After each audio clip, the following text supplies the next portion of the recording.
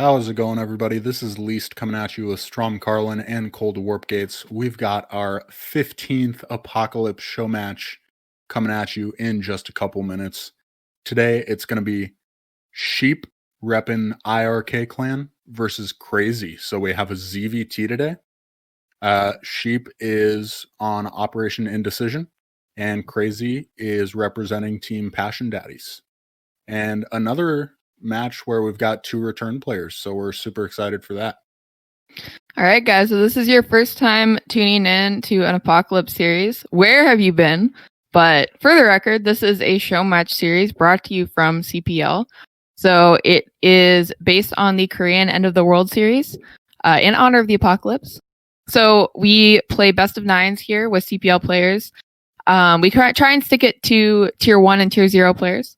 And basically, it is best of 9 format, 8 CPL maps, plus the ladder map Escalade to have those 9 maps.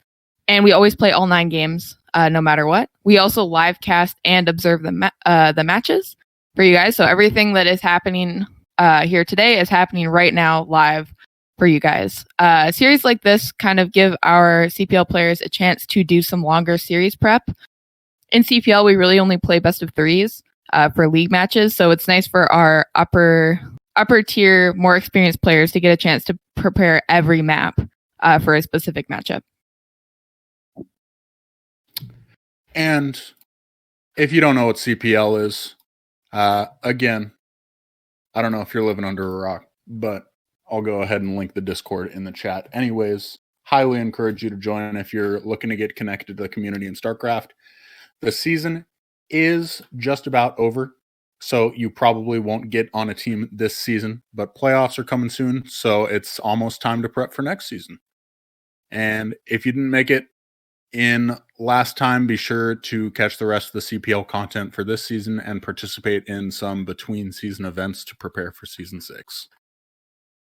All right, if you guys enjoy this cast and other CPL events, be sure to check out our Google Calendar. I think this is kind of like, some people know it's there, but other people don't. I put it together myself and I keep it updated. So it's pinned to the general channel in the CPL Discord, and it has all CPL official streams on it. So anything that I know about in advance, I go ahead and put it on the calendar with a description of the event and the personnel, as well as a link to the Twitch stream that it is going to be streamed on. And that time that is on the Google Calendar will automatically update to your time zone. So it's a great resource if you're looking to see what's coming up and any casts that you specifically cast are like master classes or other events that you specifically want to catch. Anything planned in advance is on the Google Calendar. I think Least is going to go ahead and link that in the Twitch chat. But for those of you who are just like, I just want to know, I don't want to click the link, I just want to know. We do have another Apocalypse match coming to you guys on Thursday. It's going to be at 1 p.m. EDT, and it's going to be quite a high-level TVP between Mars and MWK. So that should be a lot of fun. Check that out. We also have an Apocalypse match on Saturday at 1 p.m. EDT, which is another PVT between JPAC and Thrive. So that's going to be a lot of fun as well. I had to schedule 2 PVTs so that Least would forgive me for scheduling a ZVT today. We also have the match of the week this Thursday, as always, at 6 p.m. EDT on the Coach Pupil League Twitch with Nablime and Sad Zero. They pick regular CPL League matches, close series, and fun games to cast for you guys. If you're looking to get to know the CPL community, that is the place to do it. And also, we have another kind of special announcement. We have a Tier 2 Apocalypse match coming up again. So if you guys remember the Ashen up against Bojack match that we had, where we had a Tier 2 match and then a coaching stream, we're doing another one of those. This time it is a PVT. So we have on one side Rufus from Samyang Fire being coached by Models. And on the other side, we have Martial from Team Socialized Healthcare being coached by Cryok. So that match is coming on the 6th of June at 1 p.m. EDT. It's going to be a lot of fun. The players are going to have time to prepare for that with their coaches. And then after we play that match, they will come on stream again for a coaching stream. So that should be a lot of fun. And as always, we want to give a huge shout out to BSL, which I will link the link to in chat. If you haven't seen BSL, it's one of the top foreign tournaments in the scene. Highly recommend giving it a watch. They usually stream on weekends, and it should be, I believe, the semifinals by now. So super exciting stuff. Make sure you check that out on Zero's Twitch. And in addition, we want to give a shout out to STPL. It's in season 3 now. You're going to want to check that out on Kick's Twitch, which for some reason is not coming up, but it's just, if you search up STPL in Twitch, it will take you right to it. It's super fun stuff. Make sure you give them both follows so you can check out all the great StarCraft content that's coming up. All right. Like Lisa was saying, it's very important for us to support all of the content creators that we have in the foreign Brood War scene. Of course, we are a very small community in as far as like comparing it to other gaming communities goes. So we have to really appreciate our content creators. Along those lines, thank you guys so much for your support through this CPL season. I think overall we've had a really, really successful season as far as like activity and players and community goes. If you kind of enjoyed the process, we do have a Ko-fi for CPL. We are using the funds currently to go towards a website, which we hope to have up next season. Ashen, Yenta, Awardi, and Scion are working on that right now, and I myself have seen the mock-ups and it looks really cool. So if you can support them, because they're doing a lot of really great work. We're also planning on trying to get a sponsor to sponsor like the Pylon show or Artosis is stream before next season, so we can try and get the word out there a little bit more and maybe steal some members from other communities to come and try Brood War.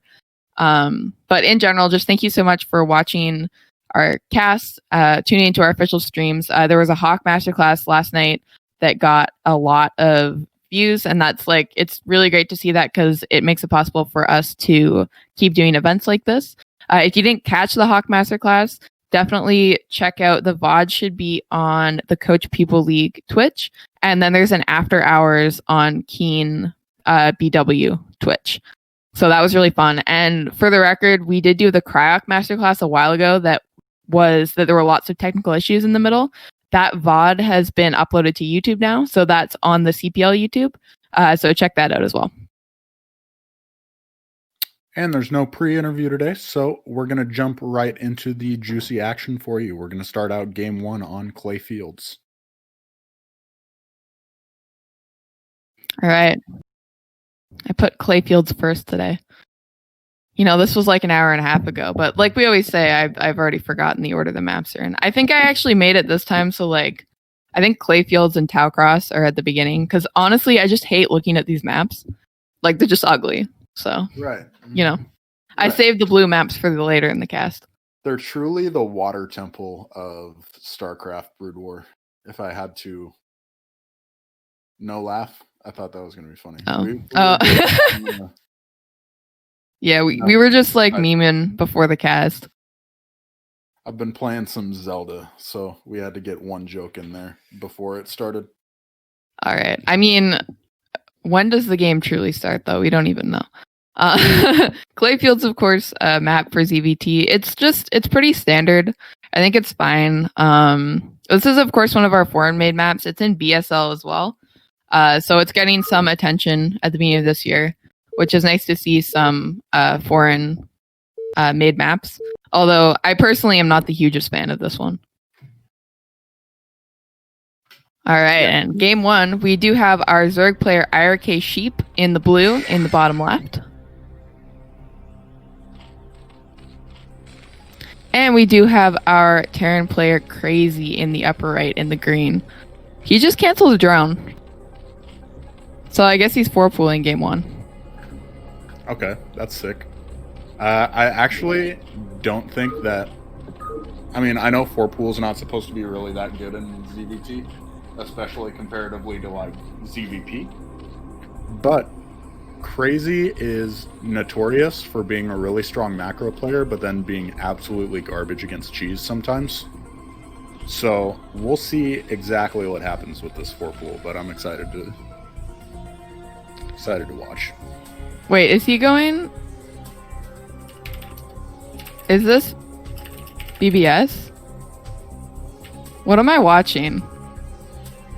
Oh my gosh. It's BBS versus 4-Pool game 1. This is absurd. This is hilarious to me because these are two macro players. Like, they're both macro players. So they both have the same idea that they're like, oh yeah, I'm a macro player. Let me just throw off my opponent here by cheesing in the first game.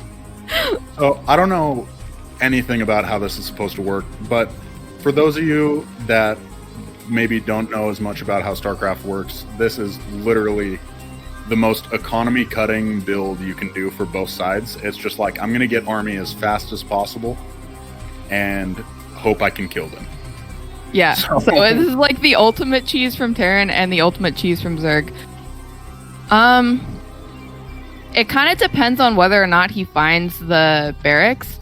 Because if he goes through the center of the map and he finds them, I think that 4-Pool beats this. Right. But if he doesn't, then I think he might be in trouble. But I think he's just going to find it immediately. This is ridiculous. God. This is so and I don't even. All right.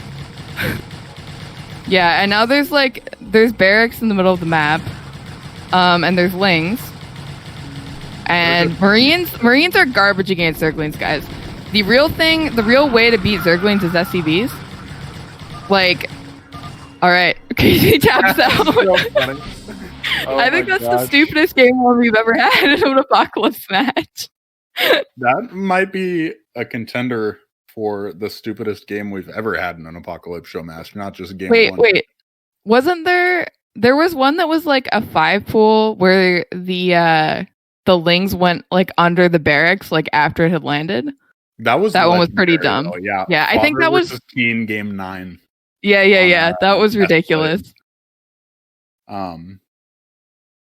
What are some other ridiculous match or games that we've had on the series? I mean, we've casted a ton of Apocalypse games, like 14 times 9, I guess, because we've done 14. But then we did that one series that we never finished because of the technical issues. So I think, man, we've done upwards of 100, but I think that's got to be top 5%.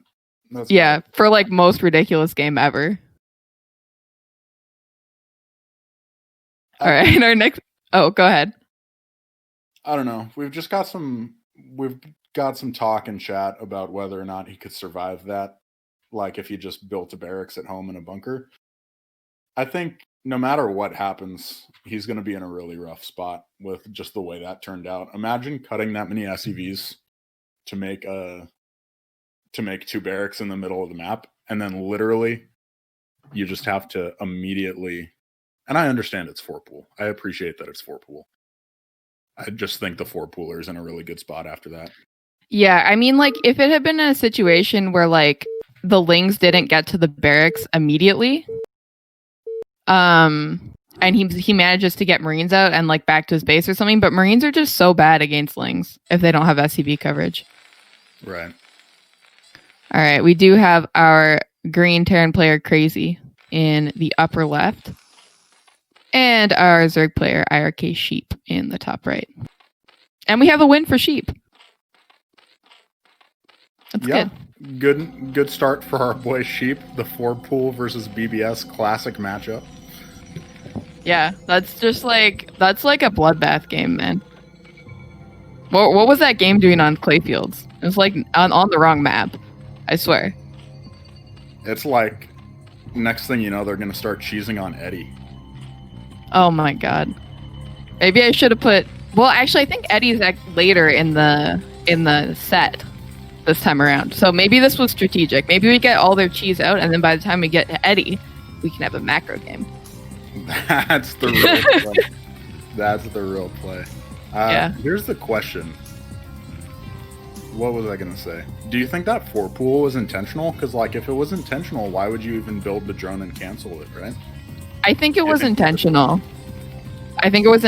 Because, he did another match, and he was joking the last time about 4-Pooling the first game, and then, like, putting in chat I'm gonna 4-pool every game or something. Like, he was joking about that before he played his other best of 9, but then I think like because he told me this, and then I set the map order, and he was like, "Oh, I'm not doing it on whatever map I put first." He was like, "I don't want to 4-pool on that map."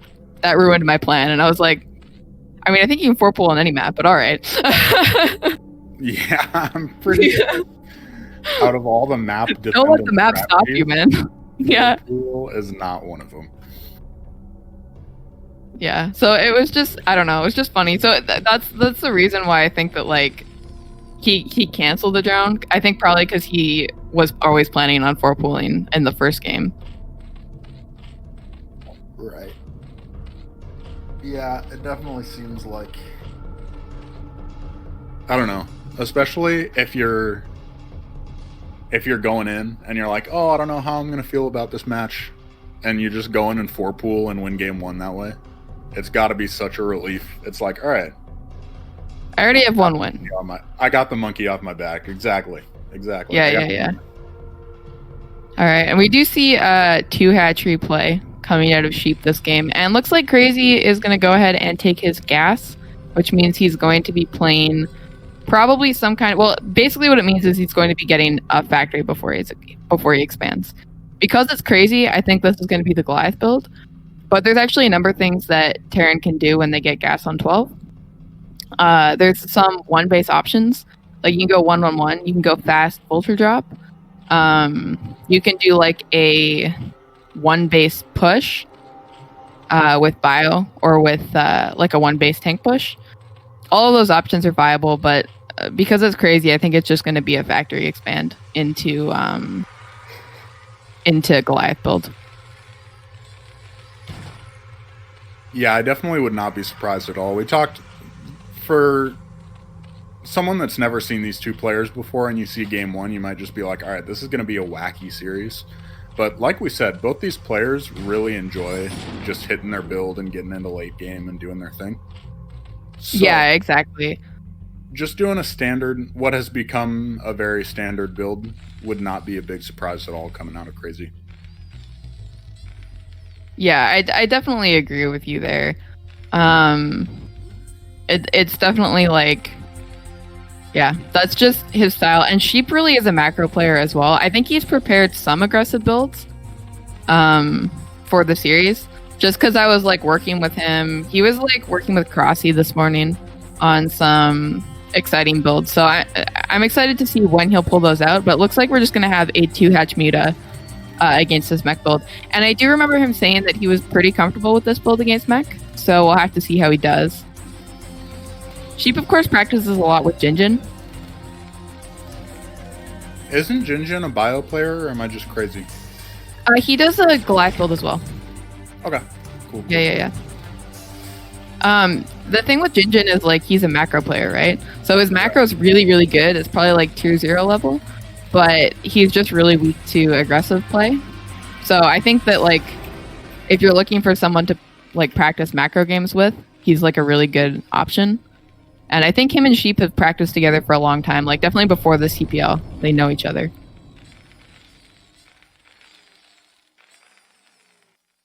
But you know Kraazy better than I do, so why don't you talk a little bit about Kraazy for me here? Because he was an RSL boy.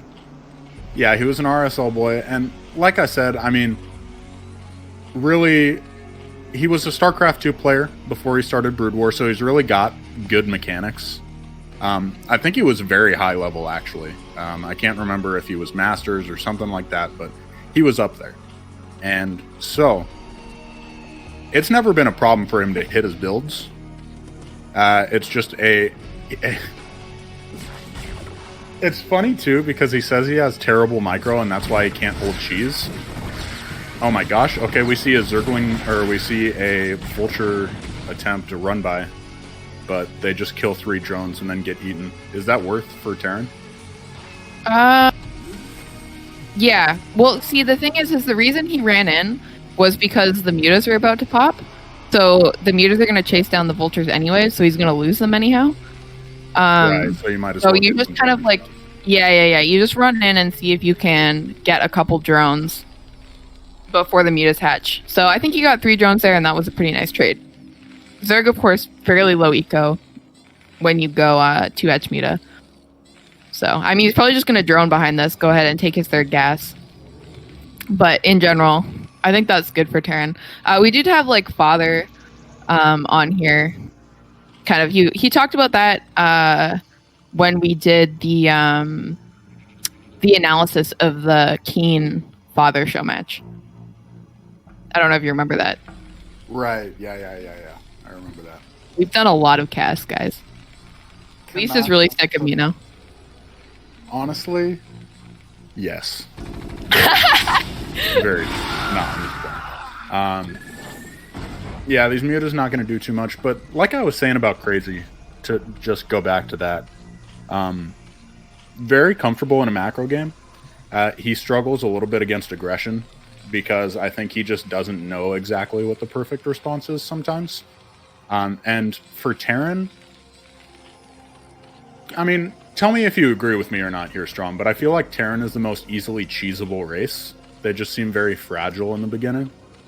I mean, there's definitely... Yeah, I mean, I don't disagree with you. I think they are fragile. I mean, I feel like Protoss is pretty easy to cheese as well, but I'm a Zerg player, so...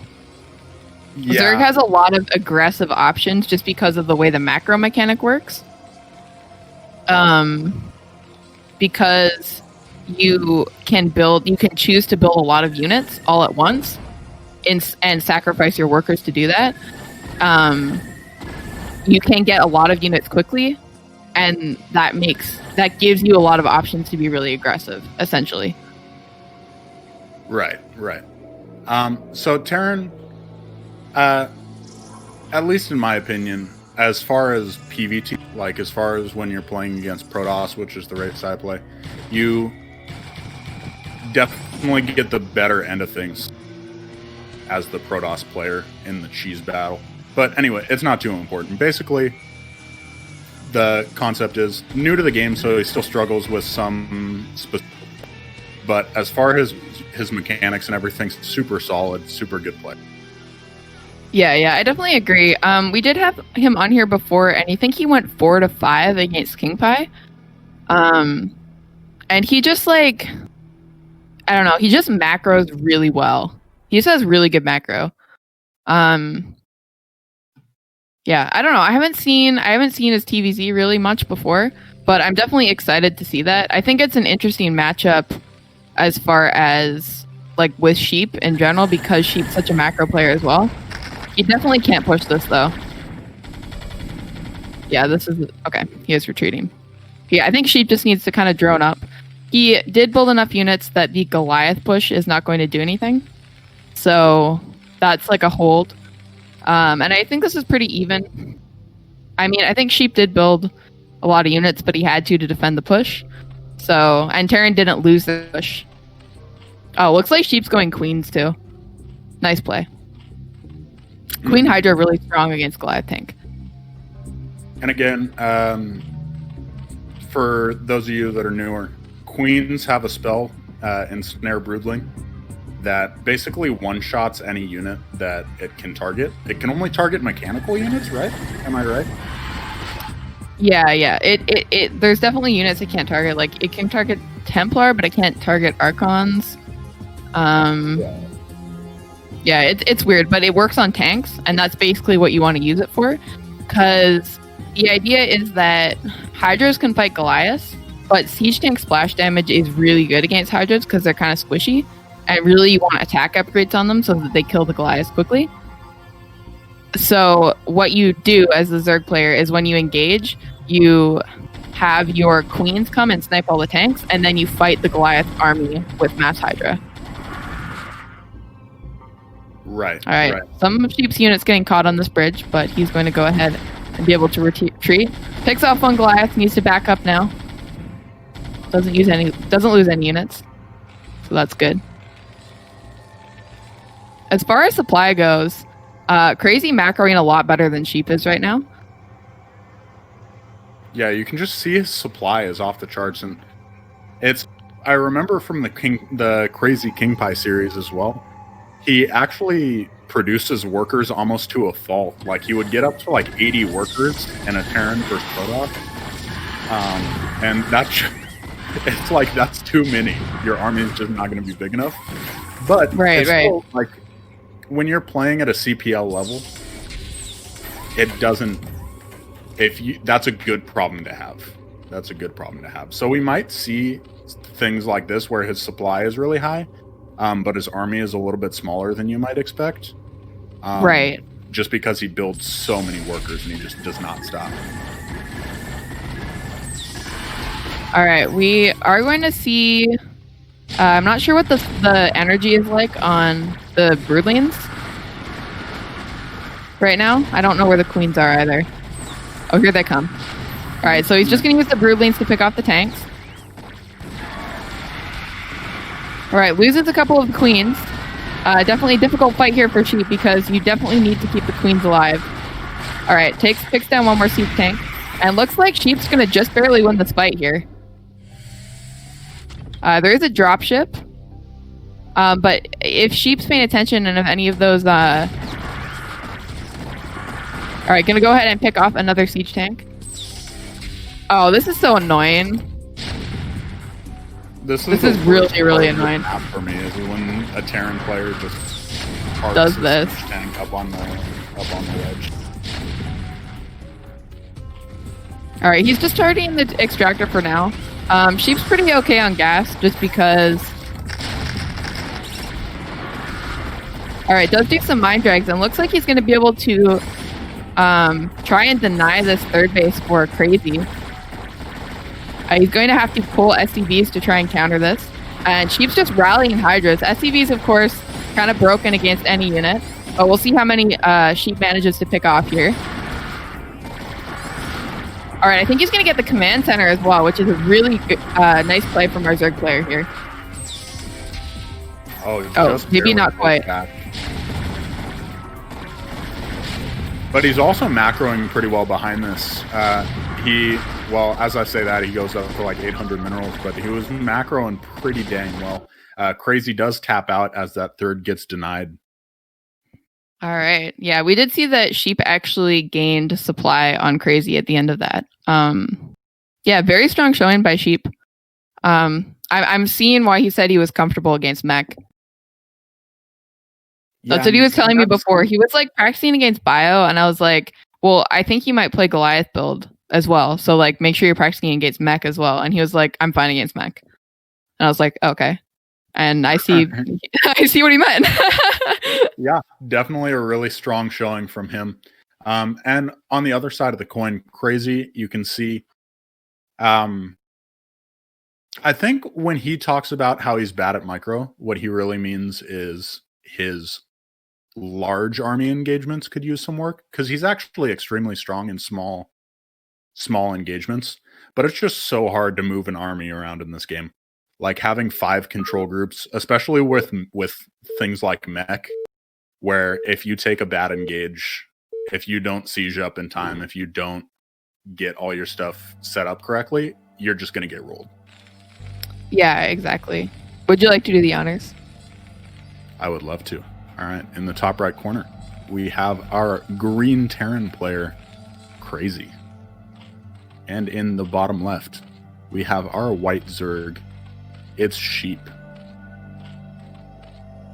All right, we do have Sheep currently up 2-0 in this series.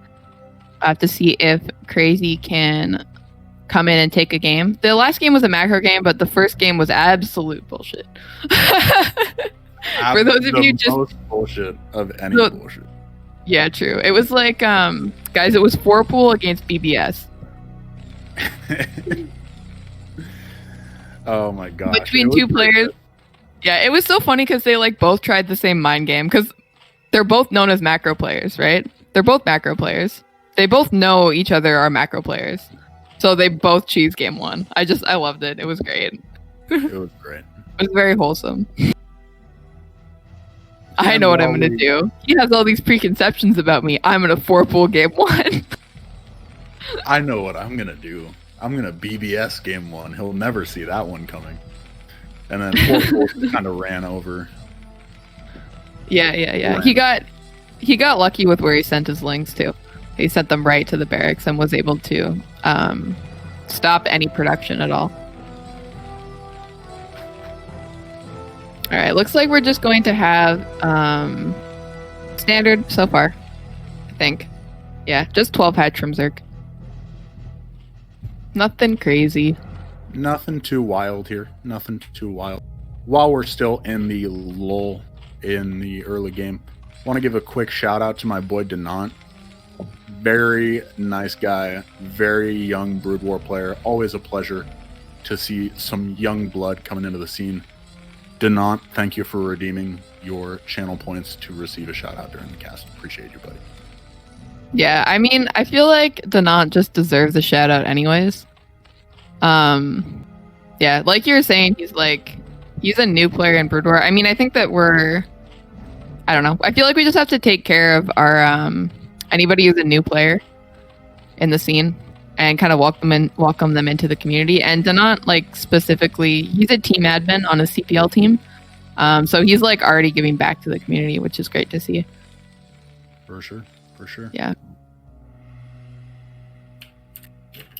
I think Kraazy's been coaching him too, if I'm not mistaken. Kraazy or Father? I can't remember. Someone's been coaching him. They should keep coaching him. Been helping out. At least when I was involved, I remember Kraazy helping him out a lot. Okay, and then that's really Father good. is just one of the more active coaches on Passion Daddies, so I wouldn't be surprised if he's getting help from both of them. Yeah. Father, I like to call CPL's golden boy, because I feel like, I don't know, he's just like, he was like 1400 MMR, like just a little over a year ago, and now he hit 1900 on ladder the other day. Like, he's really, really good. He practices really hard, and he's come a really long way.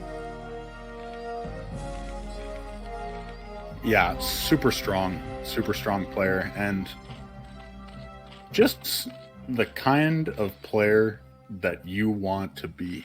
You know what I'm saying? He's like, I'm gonna grind the heck out of it. He's put in so much work to get good at StarCraft, and I'm just like, I play like when I was really grinding, I was playing like 4 or 5 games a day, and he's like doubling me up. It's crazy. Yeah. He plays so many games. Really, really a lot of games. Yeah. I don't know. And he's like, I feel like he's just contributed so much to CPL this season as well.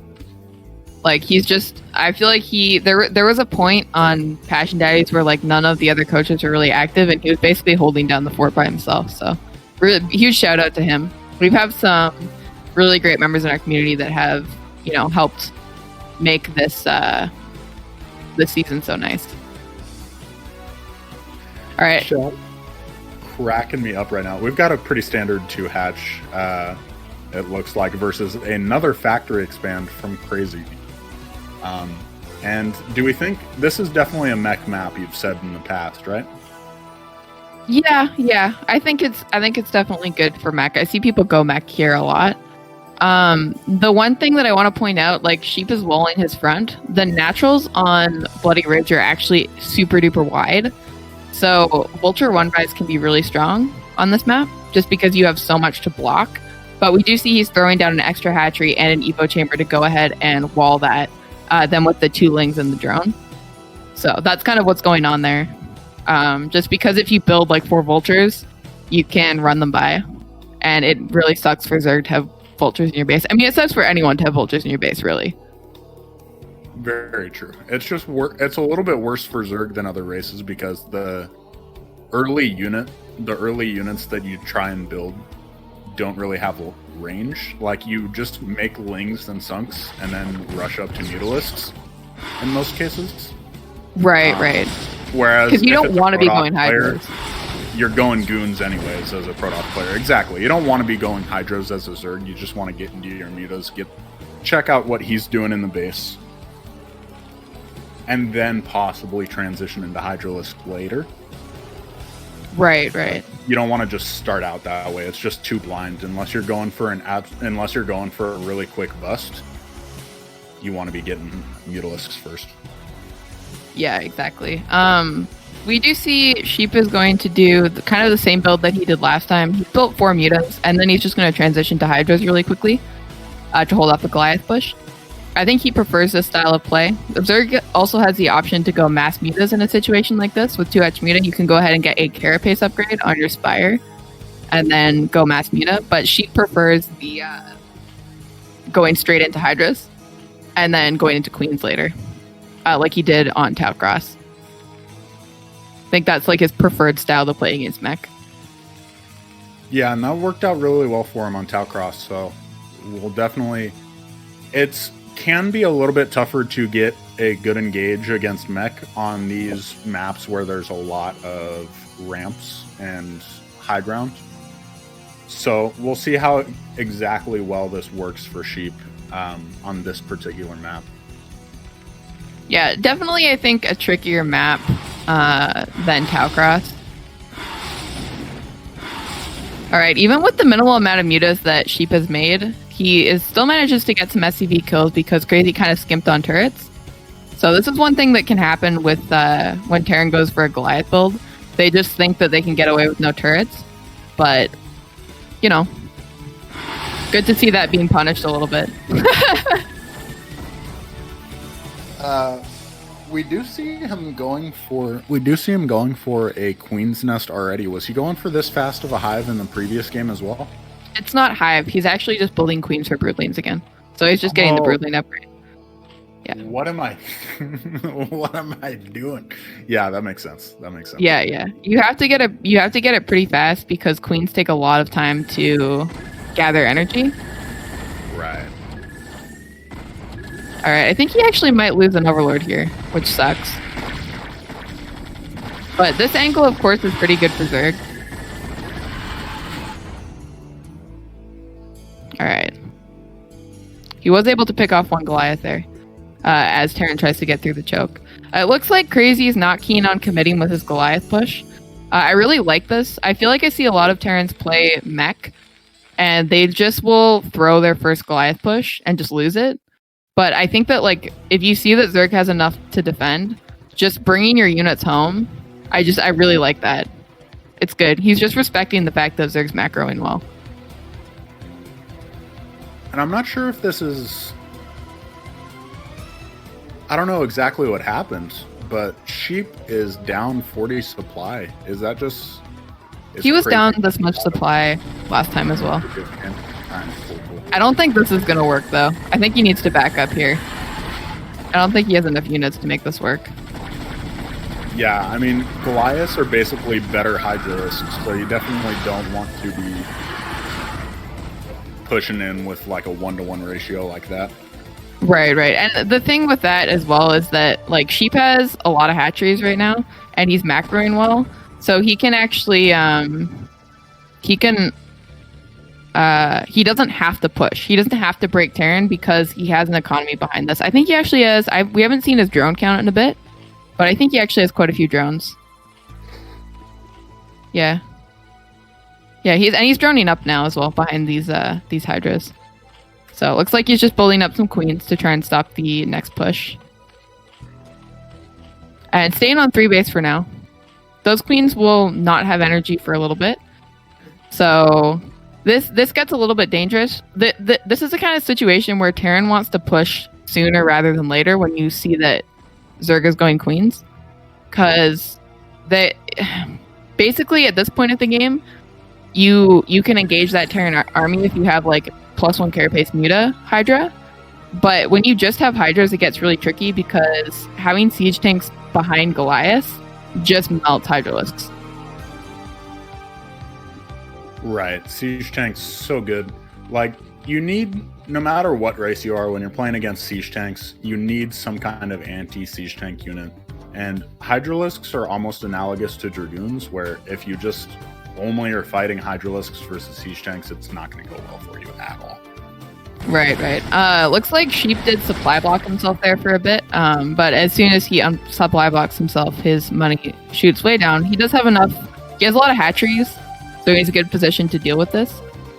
Basically, at this point, Terran is going to try and take a third, or Terran is going to push. I think that might have been part of the mistake that we saw him make last game, is he just like did a second push but also took a third. So like I think because Zerg was still on 3 bases, if he had just pushed out and taken a third, I think that would have been good. Or if he did like built more units and just did a really strong push and then took a third behind that. But he kind of took a third and did a push at the same time. And Zerg was like building up units to defend a push and stayed on 3 bases. So he kind of just played straight into Sheep's hands. Right. That makes a lot of sense. So, is it one of those things where if you see that he's building up units on 3 bases, you want to try and take a third base of your own, and if you see that he's trying to take a fourth, then you push? Or can either one work at the time? I think either one can work. You just have to be decisive about what you're doing. You can't try and do both.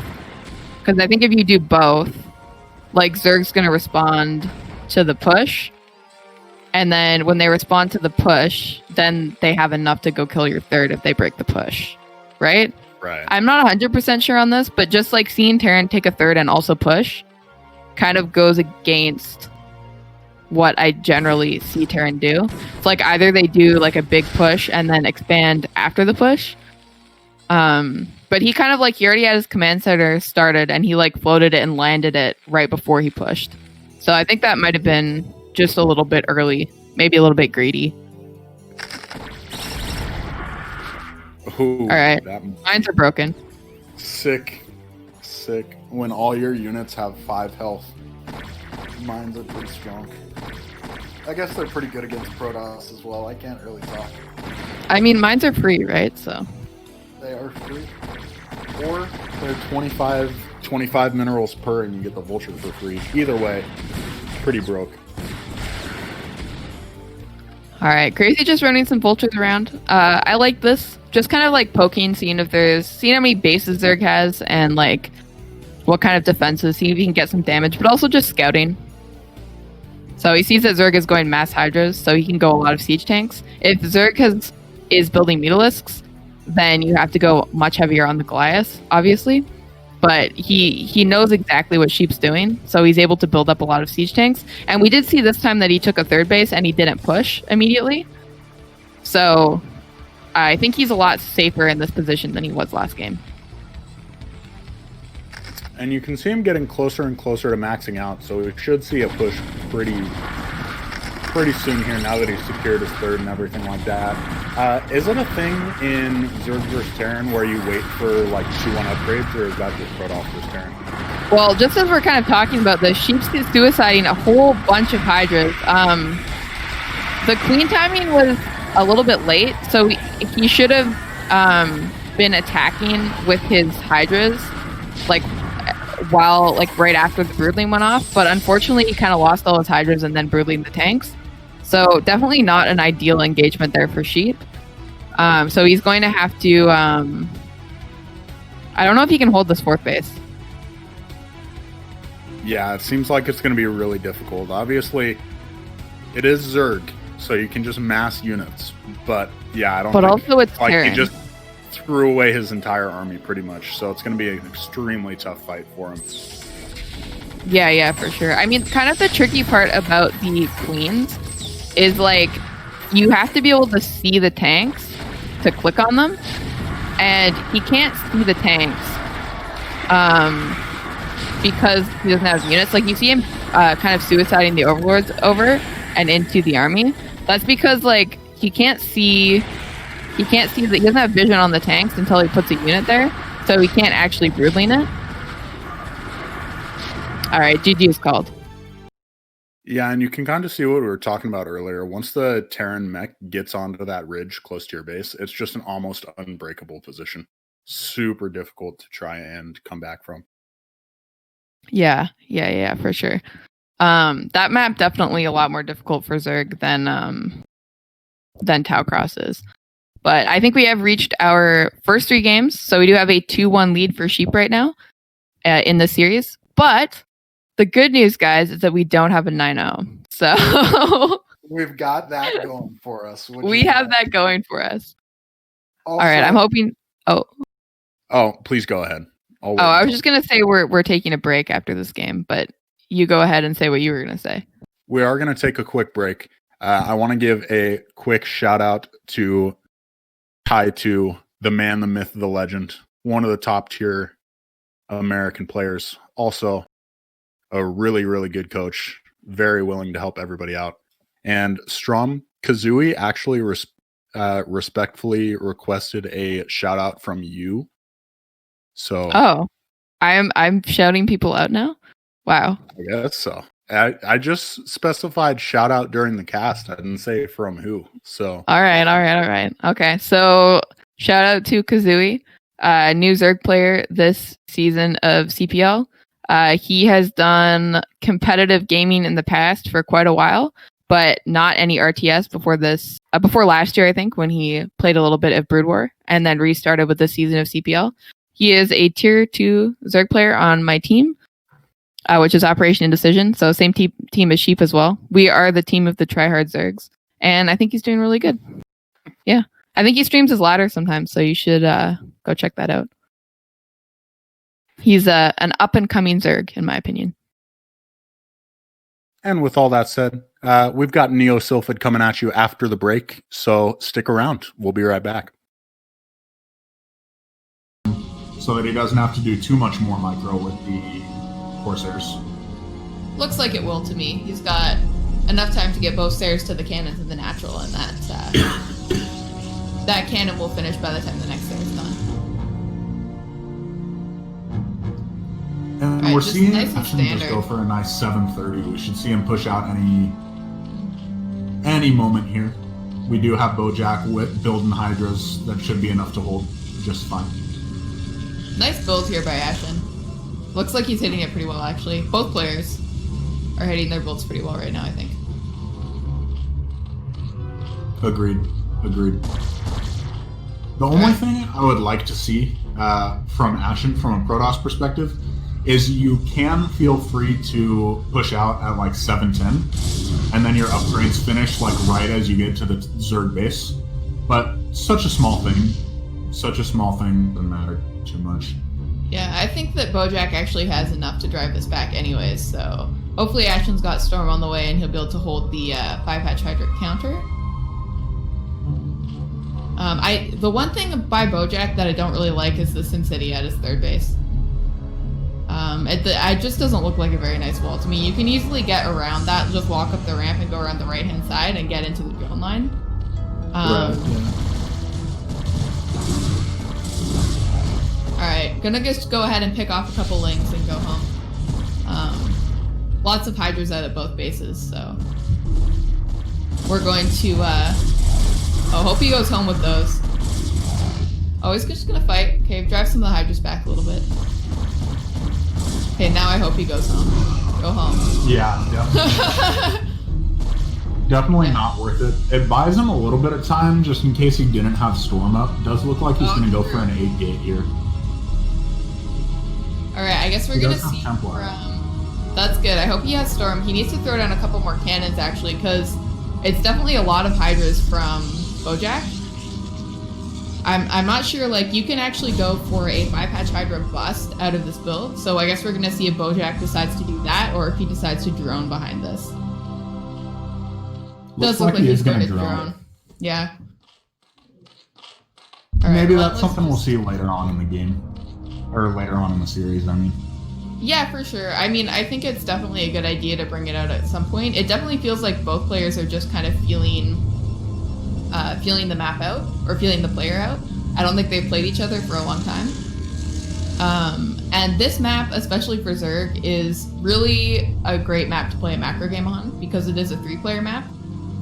So, like Bojack was saying in the interview, guys, if you don't know a lot about PvZ, for Zerg, you generally feel more comfortable if you're up a couple bases on Protoss. So basically, in the early game, Zerg has a little bit of a little bit more initiative than Protoss in the matchup, because they can do things like Hydra Bust or Ling All In while Protoss is in the dark.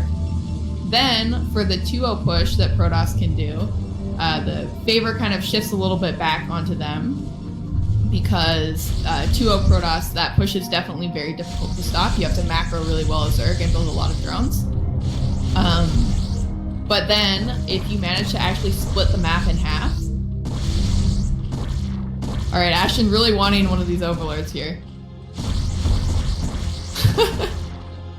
This is just really nice. This is just really nice from Protoss. Even if you don't wind up getting an overlord, you tax your opponent's APM, and this matchup is really such a multitasking battle that if you feel like you have an advantage in an APM, spend every second trying to annoy the Zerg and try and get him to move units around and things like that. Alright, looks like Ashen's going to go ahead and try and break out of this contain before it kind of started. Hopefully... Nice storm on 2 lurkers. Yeah, and they were pretty split up as well, and he still managed to get them on both lurkers. I think his observers are not quite out yet, but just kind of actually disintegrating this army with Storm. Looks like Ashen getting ready for a very strong 2-0 push. I think hopefully he's macroing well behind it. He does have about 120 to 73 supply blocked Zerg behind this. And as Relentless is showing us, oh, Zerg's actually trying to go into Hive behind this. I actually think this was a mistake.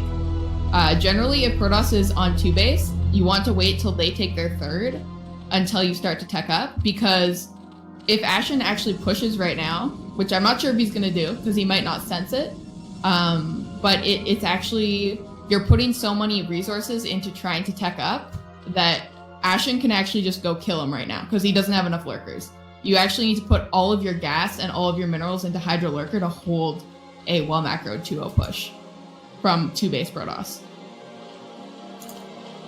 Yeah, and it's you can see it in the supplies. I mean, he's almost 50 supply up, Ashen is. Bojack just now getting his 4th down. He's trying really hard to go to Hives. I'm surprised that Ashen isn't pushing right now. He's got a decent-sized army. He's got his 2-0 upgrades, I believe. He is doing some decent work with these Corsairs. He's keeping them alive very well, and he's doing some damage where he can.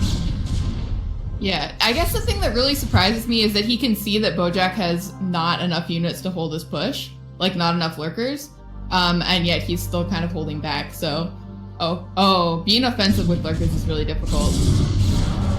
Yeah, actually, I think he's gonna bleed some units for free here. Oh, 6 storm! Really nice storm there from Ashen. Oh, and now all the lurkers are all clumped up. Man, everything kind of going wrong here for Bojack. Storm's hitting really well.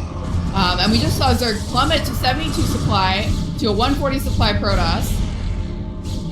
This 2-0 push looking really strong from Ashen. And Ashen, just go kill him, man. Go kill him. I will unapologetically root for the Protoss here.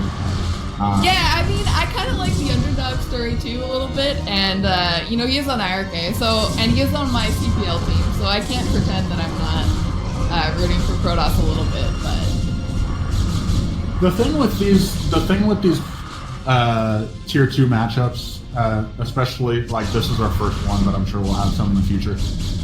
They have less experience with show matches, so I'm sure Ashen would be he would hate to have to push and then get this held, and then have to go into game 2 being like, oh, this guy doesn't know how to 2-0 push or whatever, you know? So he's a little bit nervous about it, but he just has enough stuff to win it right now. Yeah, really strong push from Ashen. Really nice scouting with the Corsairs throughout the entire game, I think. I mean, Zerg's pretty dead at this point. Yeah, GG is called. I really noticed, like, he's... So that he doesn't have to do too much more micro with the Corsairs. Looks like it will to me. He's got enough time to get both Sayers to the cannons and the natural, and that cannon will finish by the time the next Sayer's done. And we're seeing Ashen just go for a nice 730. We should see him push out any moment here. We do have Bojack building Hydras that should be enough to hold just fine. Nice build here by Ashen. Looks like he's hitting it pretty well, actually. Both players are hitting their builds pretty well right now, I think. Agreed. The only thing I would like to see from Ashen, from a Protoss perspective, is you can feel free to push out at like 710, and then your upgrades finish like right as you get to the Zerg base. But such a small thing, doesn't matter too much. Yeah, I think that Bojack actually has enough to drive this back anyways, so hopefully Ashen's got Storm on the way and he'll be able to hold the 5-hatch Hydra counter. The one thing by Bojack that I don't really like is the Sin City at his third base. It just doesn't look like a very nice wall to me. You can easily get around that, just walk up the ramp and go around the right-hand side and get into the drone line. Right, yeah. Alright, gonna just go ahead and pick off a couple links and go home. Lots of Hydras out at both bases, so we're going to, hope he goes home with those. Oh, he's just gonna fight. Okay, drive some of the Hydras back a little bit. Okay, now I hope he goes home. Go home. Yeah, definitely. Definitely not worth it. It buys him a little bit of time just in case he didn't have Storm up. Does look like he's going to go for an 8 gate here. Alright, I guess we're going to see from...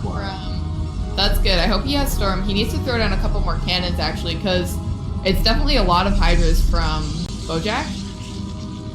I'm not sure, like, you can actually go for a 5-hatch Hydra bust out of this build, so I guess we're going to see a Bojack. And we're back.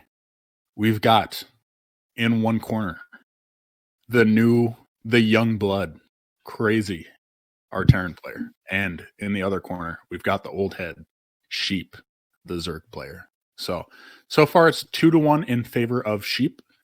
One of our first matches in a while that we've had that has not been a 9-0 or 8-1 with like one win at the very end. The last match was 7-2, okay? Leave me alone. Okay. I'm not blaming you. I'm just saying, it's good to have some variety. Okay, also for the record, you're telling me that Sheep is old blood when actually he's like also very new? So like... Is he really? I thought he was... Okay, anyways, our fourth map is going to be Sylphid, and we have Kraazy at 12 and Sheep in the kind of bottom left position. But anyways, he's been playing for like a year longer than me, but he also took breaks. Like, he played during last CPL and then took a break until the CPL. And then the year before that, he played like 4 months in the spring and then took a break until CPL 4. So he hasn't actually spent that much time playing overall, like compared to some of these other guys. Okay. Yeah. I did not know that. He was a JN student. So that's why he, like, when he showed up last year in CPL 4, I think that's why it was pretty good, is because he had taken lessons with Jayon. So he'd had some coaching before. But yeah, he's like, I think he'd played other games, but he doesn't actually have that much Brood War experience, from what I'm aware. I think he's actually younger than Kraazy as well, if I'm not mistaken. Really? Okay. Kraazy's pretty young, so Sheep is... honestly... I thought Kraazy was 28. I thought he was older. I don't know, actually. I forget people's ages. I'm known for asking for people's ages, but then they just get scrambled in my head and I just forget them. So I don't know. No, it's just a personal fault for me. I feel like every time someone joins and they're new, I assume they're younger, like in their young 20s. Yeah, early 20s. And then anytime someone's been around longer than me, I assume that they're like in their 30s. So the fallacy of ages. The fallacy of ages. All right, we did have I think Father redeemed the shout out option. I gave him a really long shout out in the other game that he apparently missed. So why don't you go ahead and give him a shout out in this game? I just want to say, like, as a guy that was on the same team as Father for a while there, super really good guy. Like you said, he was holding down the fort for Passion Daddies at a time when not a lot of coaches were super active. Very strong player as well, not just a strong coach. has played for like a year, I want to say now, like maybe a year and a half, and is already 1900, which is just insane. So a rising star in the community, and just grinds his ass off. So all around, how can you find fault with this man? How is it possible? Exactly. All right, we do see Sheep is doing the Hawk build. So he's going to go ahead and take his third hatch at another base with gas. So, and I think we saw Kraazy do a Rax expand. So this build is, I'm pretty sure, I mean, you can do this build and go fast Defiler, but I'm pretty sure what he's going to do is he's going to go 3-hatch Lurker and then he's going to rush to Ultras. Because I saw him practicing this earlier. And do you ever do anything aggressive with this build, or is it like, well, not that I know anything about if 3-hatch Lurker can be aggressive or not, but like, is it pretty much you want to survive until Ultras, or are you trying to surprise them with your extra economy from the third base so that you can like take some map control with Lurkers? No. This is the Ultra build. So this is a build where you get your third base and your third gas, and then you just turtle until you get Ultras out, and you skip Mutatech and you skip Defiler Tech. So we're gonna see Sheep pretty much stay at home until he has his Ultra Ling out with the fast upgrades. So it's a very strong build, and I don't think that Kraazy recognizes that there's a third hatchery on the map. So basically the reasoning is like if Terran scouts this and they see you take your pool and they don't see you take your gas immediately, you should be wary that there might be a hatchery somewhere else on the map, because if you're going 2-hatchery play, it's really, really important that you get your gas started immediately after your pool, because your tech timing needs to be really sharp. But Sheep put down his third hatch before he got his before he put down his gas. So it looks like Kraazy might be looking for it now. I'm not sure if he'll find it.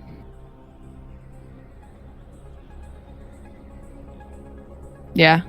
But if he doesn't know, if he just assumes it's 2-hatch Lurker, you can see Terran make mistakes with this where they decide to they defend against 2-hatch Lurker. Looks like he's gonna find it though. Alright, does find the third hatchery. If he is going 2-Rax Academy, this means that Sheep is going to go ahead and have to put down 3 creep colonies at each base to defend this. It's definitely not you don't have to keep the third hatchery secret to win with this build, but it is kind of like, if they don't know at all, it's kind of a free win. Right. It looks like +1 5-Rax actually coming out of Kraazy. So that with the 3-hatch build, you do get map control. It's not like you have to worry about mutas, of course, it's not like you have to worry about super fast mutas because you know the gas is going to be late. What's your experience with +1 5-Rax against this build? Usually Terran does 2-Rax Academy against this build. Because Zerg is teching so quickly, having a really big mid-game army and slower tech isn't really going to help you very much. So I actually think this is the wrong response, because Zerg is just going to turtle. And if you have Lurkers at the top of your ramp, you can run as much bio as you want up there. It doesn't matter. Zerg doesn't care. He has his third base. He doesn't want map control. He's giving up map control. He already has his third base. He doesn't care. So really what you need to do is tech quickly and get your upgrades quickly so that you can deal with the upgraded ultras when they come out. So okay, yeah, because you're never gonna break a Zerg that's turtled under, like, behind lurkers with just medic marine. It's just not possible. He needs vessel and he needs tanks. Like, he can basically go heavy vessel, do a tank push, or he can go for drops. Any of those things are viable, but I think that 5-Rax +1 is actually just a mistake against this build, because his tech's just not as fast as if he had done 2-Rax Academy, and he just isn't able to do anything with his Marine Medic production.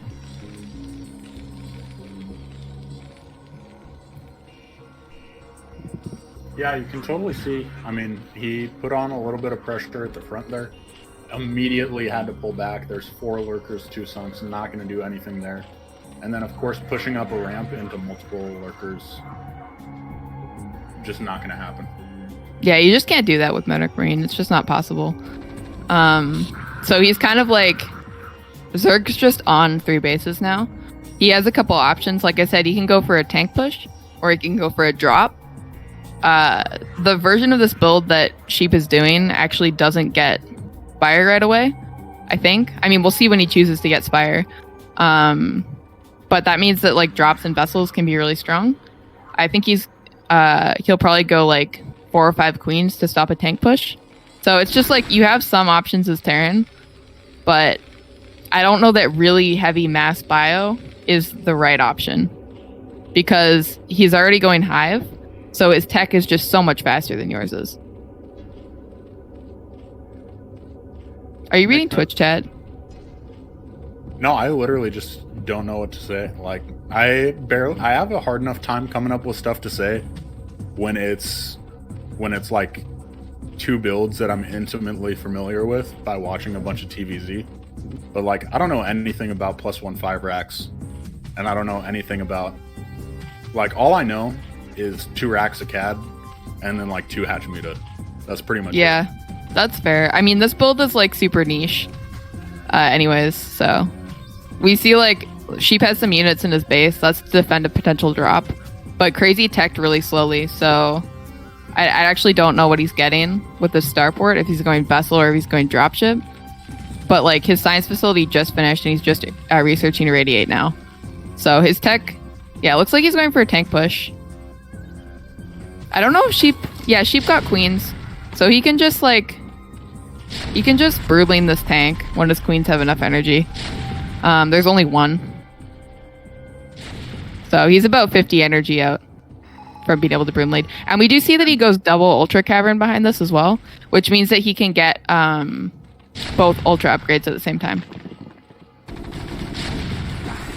I was just going to ask that. Yeah, that's a little, I don't know, not wacky, but niche for sure. Like, you don't see 2 upgrade buildings of the same type that often. Yeah, I mean, it's specifically for Ultra Rush because Ultras are just garbage without their upgrades. Right. And this is funny. We see this delay tactic from Sheep where he's just massing Sunkens. And you would think if you're like new to this game, you would think that Zerg's just screwed right now.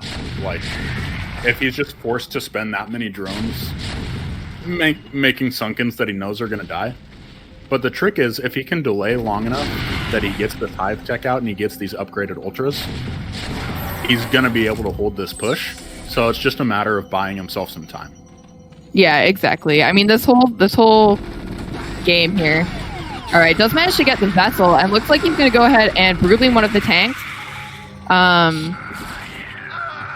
Running in here, actually a mistake. There's 5 lurkers behind these sunks. They're a little bit out of position, but this Marine medic is just going to get shredded. And I think actually that there's ultras already on the way here. So, yeah, look, tank push just getting picked off. And the medic Marine just walking right into the lurkers, and Kraazy losing a ton of units there. He's only up like, what is he up? 10 supply-ish? Yeah, 10 supply, never... It's not like StarCraft 2 where the supplies are relatively balanced between the races. If you're within 10 supply to a Zerg player, you're probably in a pretty rough spot. All right, this could actually be a problem. Sheep doesn't have any defense here, but he is moving out from his natural now with Ling Lurker. So he will be able to go and save his 3rd if he chooses, or he might just go and move Terran's natural. We'll have to see what he chooses to do. It looks like he's sending his lurkers across the map to his 3rd. Kraazy not paying attention to his bioforce here, by the way. Like, he could have run up the ramp and killed all these drones, but instead he's not. That was really articulate of me. That was very articulate. I wasn't gonna roast you that hard, but you should. Those are the 2 options, pretty much. He could have run up the ramp, but he did not. But instead of running up the ramp, he instead chose to not do that. Okay, so this is getting back to the game. This is pretty good for like you can see for really the first time all game, Zerg has taken back map control. Yeah, exactly. So this gets to the point in the game where it starts to become more and more favorable for Zerg. In this matchup in particular, it feels like most of the time Zerg is just trying to survive until ultra risks. Yeah, exactly. And that's exactly what builds like this do. They just like allow you to get to your ultra tech more quickly because all of the mid-game plays from Zerg are just hard. Like playing with mutants is hard, playing with defilers is hard.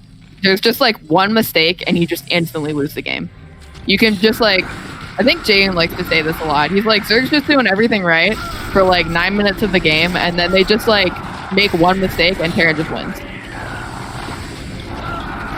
So that's kind of the brutality of CBT, and builds like this kind of let you get around it a little bit because you get the ultras a little bit quicker, and like a really good Terran knows how to punish this, but it's tricky. Yeah, and you can really see there's a lot more room for creativity. This is actually why I like casting these tier 1 matches. Something where it's not the best of the best, but it's definitely two players that know how to play the game well. Just because there's a lot more room for creativity. The game's not nearly as solved, you know? Right, exactly. I actually don't think Sheep knows about the second base. I think he's going to go ahead and take a 4th in bottom right. So as long as he just keeps trading his units with the medic marine, he's in a fine position. Looks like Kraazy's kind of stabilizing though. He does manage to get up his 3rd base. It is a mineral only, but of course that helps you just fine when you're on marine medic.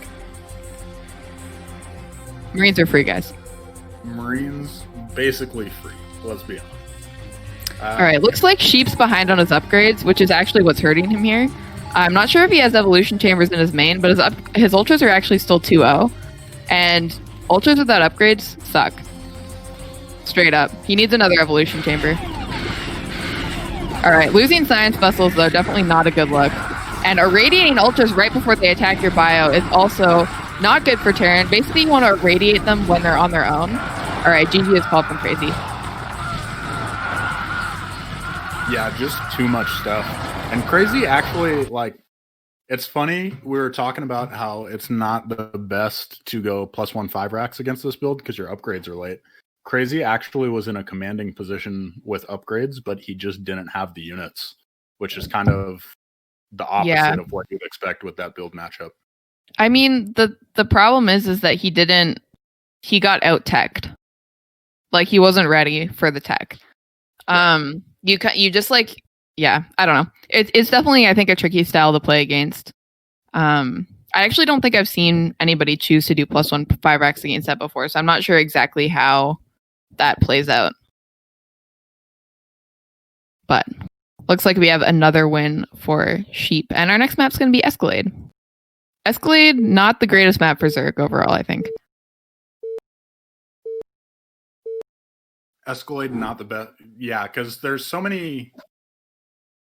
Zerg really dependent on that lurker turtle into getting these hive tech units.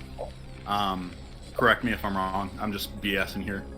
But, like, it just feels like there's a lot of different pathways on this map, so it's hard to turtle with lurkers. Yeah, exactly. Anyways, would you like to introduce the players?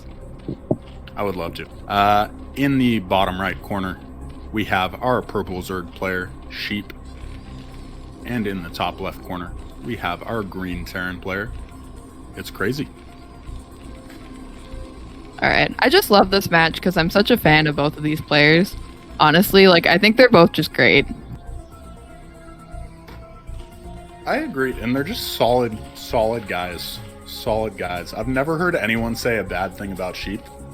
And having spent a lot of time with Kraazy when he was first coming into Brood War, just a really takes the game seriously, but also extremely nice dude. Always willing to be like, hey, here's what I know.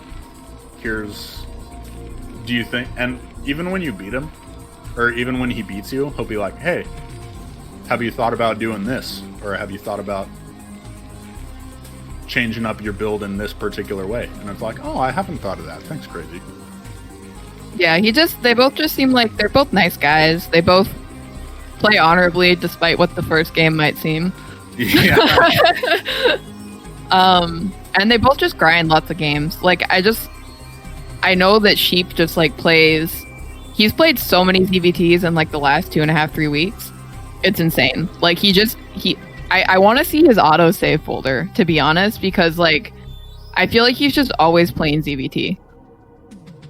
And Kraazy, I know, plays a ton of games as well, because I've asked him about it, and I feel like I keep talking to random people and like asking them who they're practicing with, and Kraazy's name comes up really often with like a lot of people. It really Like when you're just like asking around, like, "Oh, who are you practicing with?" "Oh, I've practiced with Kraazy." And it's just like these random people from different teams, and half of them are Europeans, and I'm like, man, this guy gets around. He's a grinder that much. Crazy, man. Yeah. Yeah, So definitely. Oh, go ahead. Yeah. We don't see an immediate gas from Sheep, so it looks like we're going to be going into 3 hatch play. He's doing a pretty good job mixing up his builds. You love to see it in a best of 9.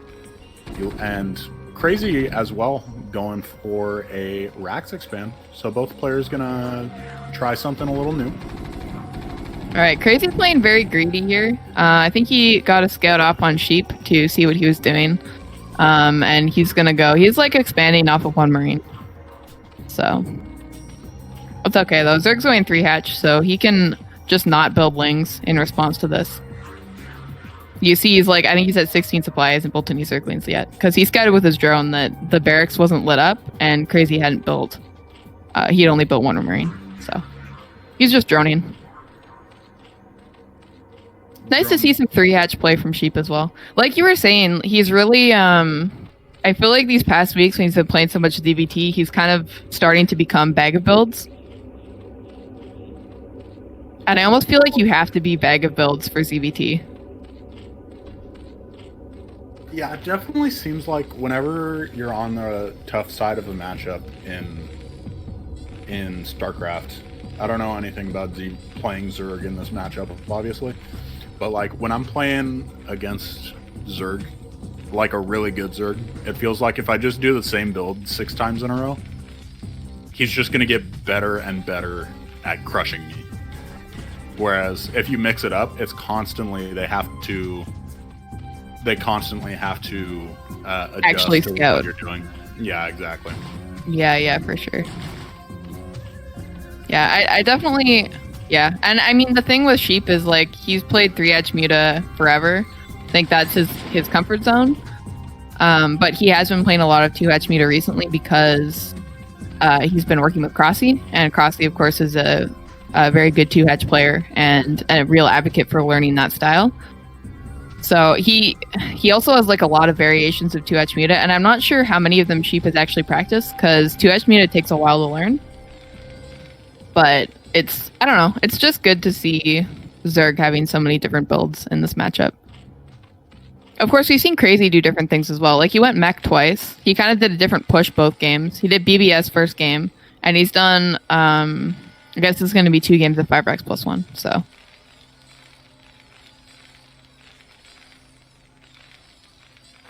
Yeah, you'd love to see just him complete the cycle with some 2 racks a CAD, and then I can say things that I actually know about. But no, it's fine, Kraazy. You do you. I don't care. Trust me. It doesn't surprise me that he likes 5 racks, though. I mean, technically you're supposed to do it against a 3 hatch play, but also like big macro player. Big macro. Just pump out those Marines. Just build units, man.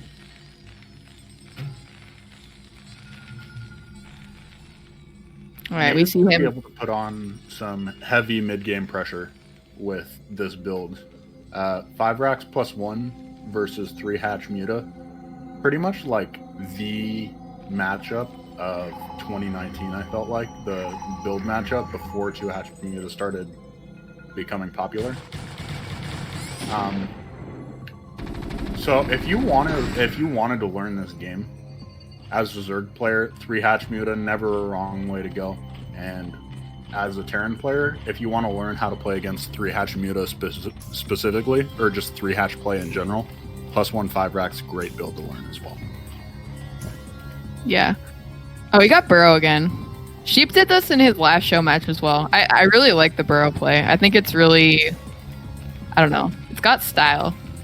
It does. He's kind of styling on him. And we'll see if he's in the right position. We'll be able to just ambush this group of Marine Medic. Because we've seen in the past, if you lose this first group of Marine Medic and you don't trade favorably, it's just so good for Zerg. Yeah, it's just definitely difficult to get back on the map. Oh my gosh, the burrow, or the unburrow, and yeah, we just see... Yeah, Chief's just going to clean up. Rack. So he's going to have a lot of Marines, but still, it still hurts losing any group of units. Right, because, I mean, in any situation, like, Zerg's like, okay, Terran's at home. Terran's at home, I can go ahead and tech. I'm safe. I can get my third, I can tech. And keep... Yeah, I don't have to be afraid of dying, because I feel like a lot of ZVT is just being afraid of dying. You just have to make sure you don't die. Like, especially with 3-hatch play, because you don't have as much aggression early game, because you're techs later, for more economy. Yeah, I totally get what you're saying. And we got... just doing a little dance here, trying to fight off these Mutalisks. While the Mutas are harassing, he is taking the third behind this. And gonna try and sneak over some lurkers as well. So that he is able to defend that ramp. Alright, we see some nice micro coming out from Sheep. I feel like he has pretty strong Muta micro overall.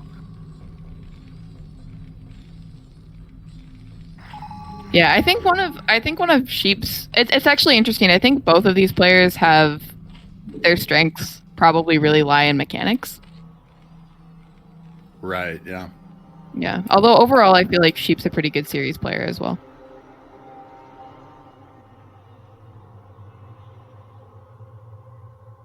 Are you reading the Twitch chat? Your volume's quiet. Is that what's going on? I'm actually trying to fix my volume right now, yeah. Like, right. I don't understand why I'm so quiet. Alright, yeah, it definitely sounds like you're quieter than usual. I'll just riff. Beast was playing a different game, not Brood War, before this cast, so we almost didn't get him in time. He was late. He was a minute late. So I think we started the stream like 7 minutes late. So you can go ahead and blame Least for that. It's all his fault. Always my fault. Always my fault. It's definitely his fault. And I also had to bribe him with 2 PVTs in order to get this matchup here for you guys today, because he doesn't like casting TVZ. So I had to bribe him. It's actually not true. I just set it up and told him it was happening. Fox, I want you to say the magic words. Least is trash. My heart. My heart. I want to know about this water temple though.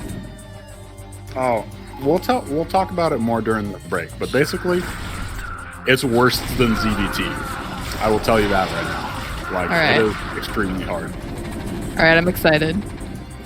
Okay, we do see Kraazy just kind of poking in there a little bit. Sheep, of course, with 3 Stunkins and Lurkers and Mutas. Not a very breakable position with M&M. I think at this point, he wasn't able to deny the third base. So he kind of has to just deck up and mass units and see if he can bust with science vessels before Defiler gets out. Or go into drops. We do see he is going double starport. And yeah, Sheep's got his Mutas in a defensive position. And he's going to go ahead and get his Nidus up. Building some more lurkers. He hasn't transferred any drones to his third, though. And that kind of concerns me a little bit, because Zerg really needs strong eco in order to fight off Terran in the, like, just to basically to survive to ultras again. So he has a Nidus. And okay, looks like he's transferring some drones now, so that's good. Alright, Kraazy coming in with some Marine Medic, but like we said before, Sheep's just pretty much locked up tight here. Alright, I'm back from trying to mess around with my microphone volume. Alright, how's it going? But Are you just not talking into your mic? What sound was that? I'm super talking into my mic right now. That's the funny thing, is it's literally like 6 inches away from my face, and any close, I'm just worried about breathing into the mic like I used to. So I always talk with it like right in front of my face, so maybe I should talk with it a little bit further away. Maybe that would help. No, you're actually really quiet, so maybe I just need to talk like right into my pop filter. How's this, guys? Tell me if it's Alright, I think that okay. I am quiet, or am I okay? You're back. You're back to being good. Yeah, don't worry about it. I'll just keep talking close to my mic then, I guess. Alright, while that happened, we did see Kraazy get some science vessels out. Sheep just kind of patrolling with his mutas. Definitely scared of drops. I think when he played a series against Mars, we saw him get his third up and get his economy up really well. I actually think it was on this map with 3-hatch muta. And he killed like 3 bio groups or something crazy like that. And then he just lost to a drop. So I think he's definitely scared of drops. Yeah, drops are scary, man. In my brief escapades as a ZVT player, I just like, anytime anyone tried to go for a drop at any point, I was like, all right, it's just game over. Yeah, they're very difficult to defend because, like, yeah, it's just hard. It's one of those things where if you have the multitask to pull it off, if you have the multitask to do a drop, it feels so much harder to defend, at least for me, than it is to actually pull off. Oh, we have drop. We do have double drop ship coming across. The one time that we're talking about something that isn't currently happening and then it actually happens. Can we just mark this on a calendar? Killing it. We gotta. All right. We gotta get really hyped for this drop. All right, are you ready for this? Okay. We got the drop. We got the drop coming in. We got him unloading all the units. Yeah. 2 oh my God. of Medic Marine. Dropship's in the corner. Sheep does not see it. He's only going to see it once the Marines run into his main. You have to be really careful how so many drones about to go down. Jersey, all right, I think he's killed like 8 drones so far. The muta's coming in to try and rescue this. He will need a defiler though. Marine Medic at this point, when they're upgraded, is very difficult to kill with just lings. So he will need a Dark Swarm. Looks like he is instead going to plague the Marine Medic, and he also plagues the spawning pool. It does get the main gas.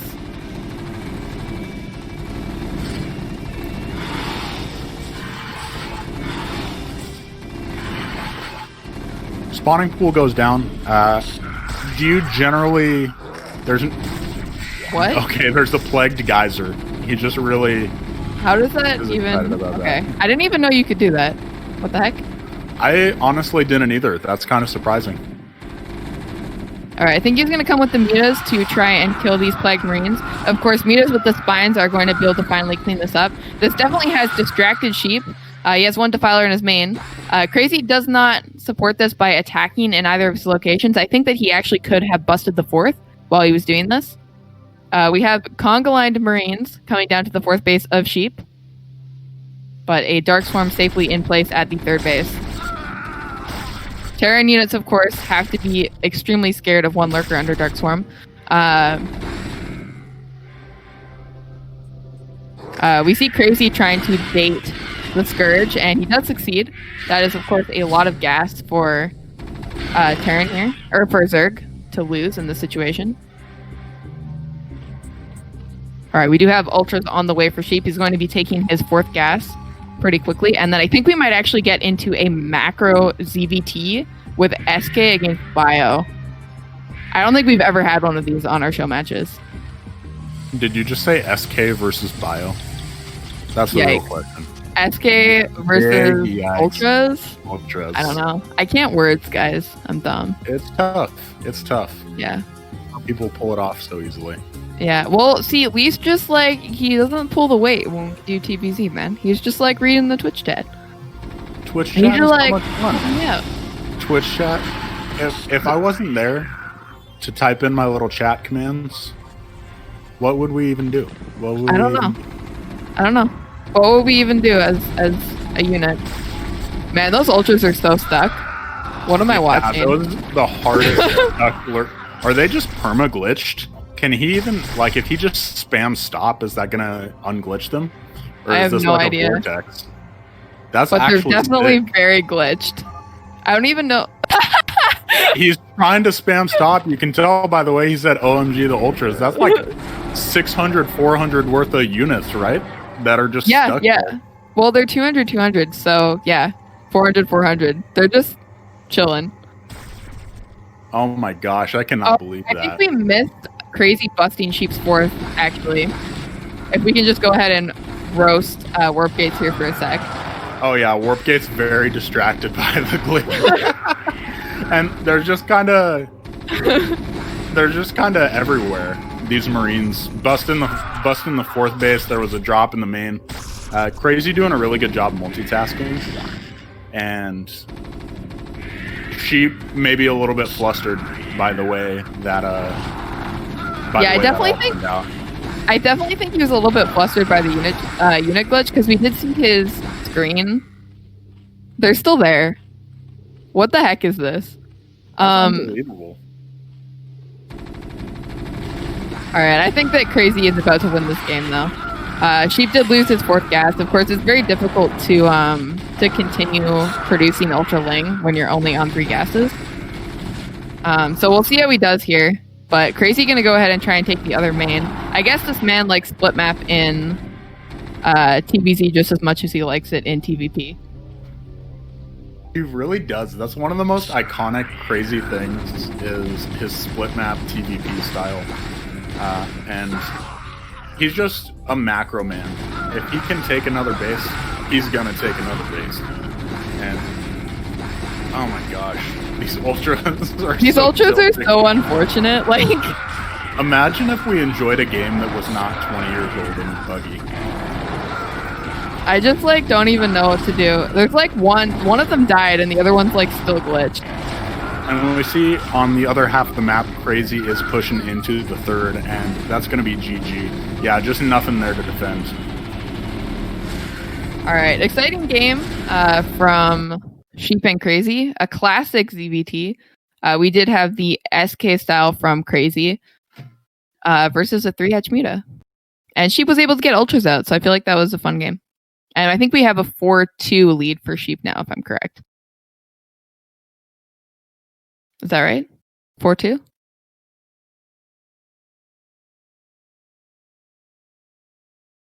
Lise, are you here?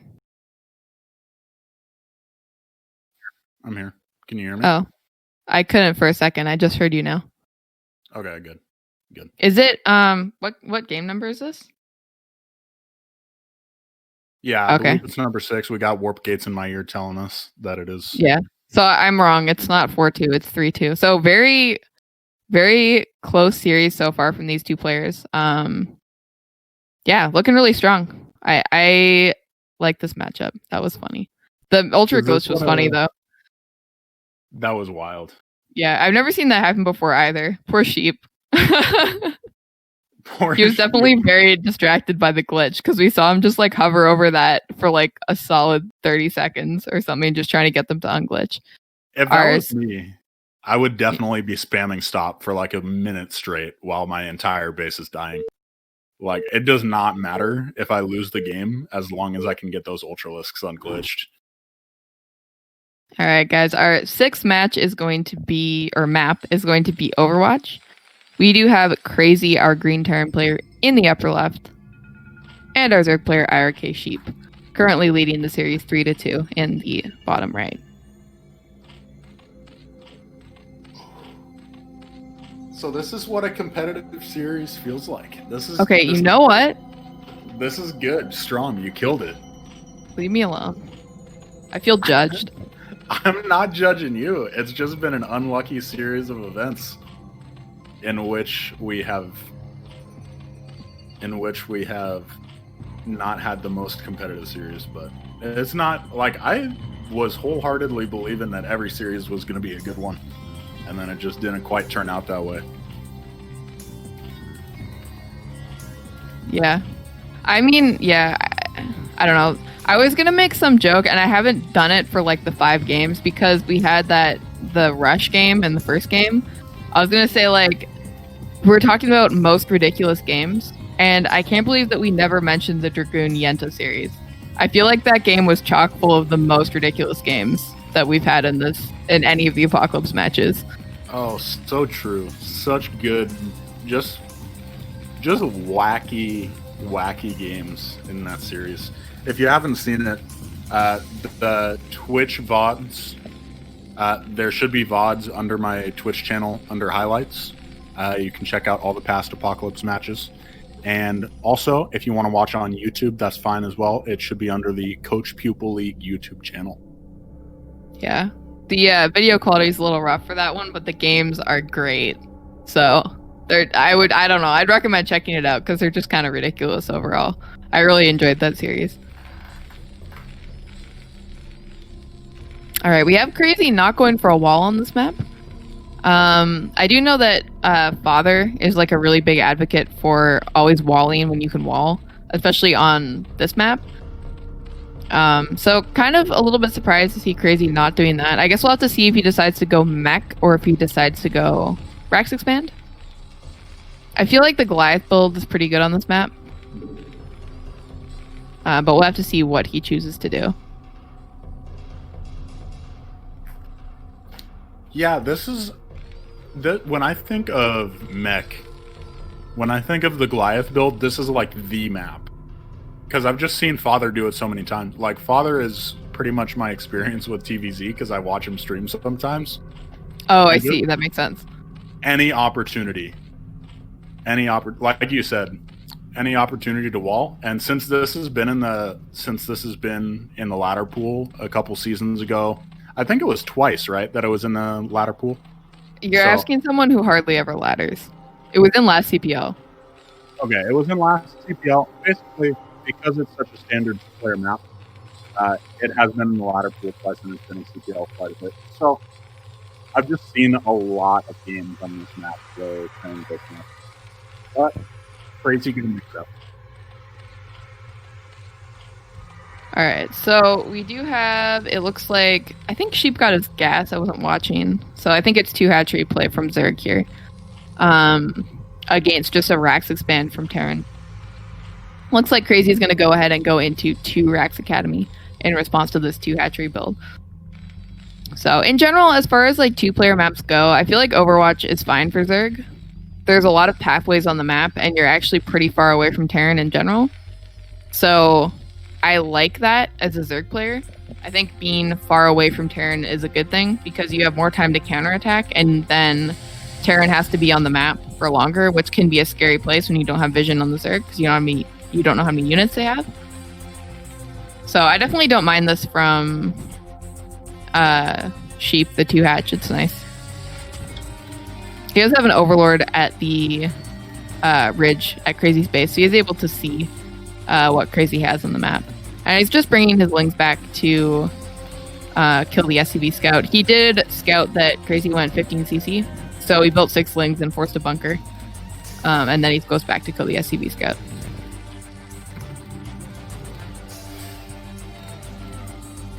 Alright, I'm not sure if Least is still underwater, so yeah, basically Sheep's just doing standard 2-hatch muta as far as we can tell for now. He'll get at least 5 mutas. There is a 5 muta variation of this build where you get more drones afterwards. But I mean, we'll likely see him go up to like 8 and then maybe drone and then build more. It's all kind of a response on whether or not Terran decides to move out, how many mutas you actually build, which is kind of how Zerg works in general, is that you just want to be building drones if you're not forced to make units if you're planning on going into a macro game. We do see Terran destroying his bunker. Maybe it was like a block, I guess. I guess now he feels comfortable that he's not getting ling all in. So he's just like, all right, I guess I don't really need this as much. And it is kind of a hassle to try and get all your units through that SimCity. Yeah. I mean, Marines are slippery, but that definitely is a difficult situation. By the way, it is 2-hatch Meta. I don't know if I actually noticed the Spire go down before, but I guess it could have been 2-hatch Lurker. But it's not. It's 2-hatch Meta. Yes, Warp Gates. It is 2-hatch Meta. I'm not sure if it's 2-hatch Lurker or 2-hatch Meta. No, I mean, you're right. Who knows? I'm just playing. You can never really tell. Let's be honest. All right, Sheep actually getting his 3rd hatchery really quite late. You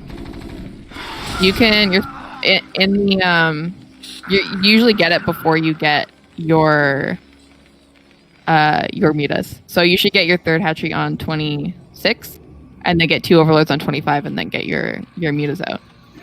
So just a bit of a late third for Sheep. Looks like he's gonna go straight into Hive though. So I think this is either he does a Guardian build off of 2-hatch Meta that we saw actually on Overwatch with his last series. But he also, I think, has been working on 2-hatch Kraazy Zerg, which includes Queens and Ensnare. So I'm not sure which of these builds it's going to be, but either way, I'm excited. Queens are Guardians. Like, both of those units, even you can get excited for, right? I'm excited. We're seeing something a little funky here. With the Sunken going down, it makes me feel like he's going to get more... What is he? Okay. He runs in some Zerglings, tries to get some pick-offs with the mutas while the Zerglings draw fire. I'm kind of hoping for Kraazy Zerg. Like, I just really enjoy the super fast Ultralisk style. Also Ensnare. Like, because with 2-hatch Kraazy Zerg, you get Ensnare. That's like the Soma variation. Oh, right. Man, this bridge really hurting Kraazy a lot. Losing a lot of units trying to get across this bridge here. Definitely a difficult situation for Terran when Zerg can just micro their Mutalisks and your units are not able to be all bunched up together. Yeah, super difficult. And this is the kind of thing that I think Kraazy... Like, it's not the micro itself, it's the decision-making part of the micro, you know what I'm saying? Where right. If he was just like, oh, okay, I probably can't cross that bridge right now, he would have been absolutely fine. Yeah, I mean, he didn't really have enough units to do that. Exactly. I think this might be... I think this is Guardians. Because I don't see an Evolution Chamber from Zerg. So I think he's doing Guardian play. I'm pretty sure with 2-hatch Kraazy Zerg, you have to get an Evolution Chamber before this. But, I mean, who knows? I don't actually know the build intimately, so we'll see what Sheep decides to bring. It does look like he's going up for the Greater Spire, yeah. Yeah. So this is his Guardian build. We did see him pull this out against Mars as well. I think he almost won that game, but he just didn't have enough sunks at home. So hopefully he will have learned from that game and he will be able to sunk up a little bit heavier in that situation where Terran's losing their natural and they just decide to counterattack you. But Kraazy's lost a lot of Marine Medic to Mutas this game, and Sheep's just been kind of slowly whittling him down over and over and over again. And I think that he just doesn't have a huge mass of units. So I'm just a little bit worried about him because stuff like this keeps happening. And Sheep's fine with holding more mutas. That's okay. He wants mutas because he's going to make them into Guardians anyways. Alright, we do see that Kraazy is scanned that this is happening because he is going, I think, race. So hopefully Zerg is going to need to make Devourers with this push. Otherwise he's going to be in a difficult position. Either that or he's going Valkyries. I'm not sure what Kraazy is doing to counter this, but we did see him go 3 starports. Yeah, it does look like it's going to be race. We see just a couple Scourge here. Is that enough to deal with some early race, or is it really you need Devourers badly? Oh, Kraazy's going to come and try and find these eggs. Alright, he does pick off the Scourge. All right, those Guardians hatched just in time, and it actually turned out to be a pretty good trade for Sheep because he was able to pick out those units. He does have some Scourge available, but there are Wraiths on the way. So, and there's quite a few already. So if he's not able to bring some mutas into this situation, he will be in a rough spot. Oh, and I think he just lost two of his Scourge to that building. He attacked the factory that was floating, and these Wraiths are just gonna be able to pick off all of these Guardians. So this is a really rough situation for Sheep. He definitely should have built Devourers here, and not all Guardians. Otherwise, he would have been really ahead, I think. Yeah, it seemed like he was in such a good spot, and then the Guardian attack just didn't really accomplish what he needed it to accomplish with the really, really solid defense here from Kraazy. All right, looks like Kraazy is going to move across the map. We do have the Wraiths coming in here, but Sheep has made Mutalisks to try and take them out. But there are a ton of Wraiths. So not enough Wraiths to actually defeat Mutas, which is definitely a weird situation to have Wraiths that are killing Mutas.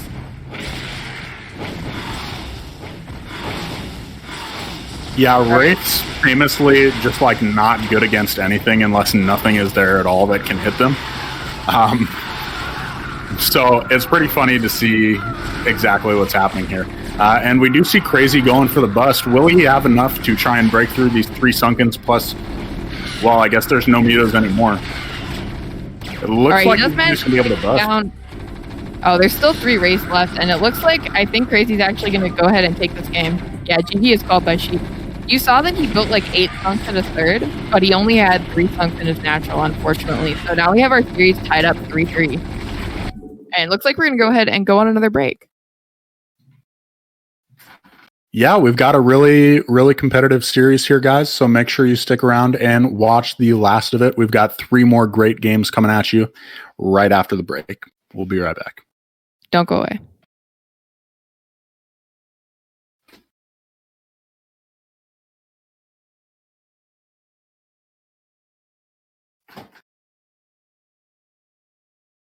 Terran's still on 1 base. I don't blame him for that.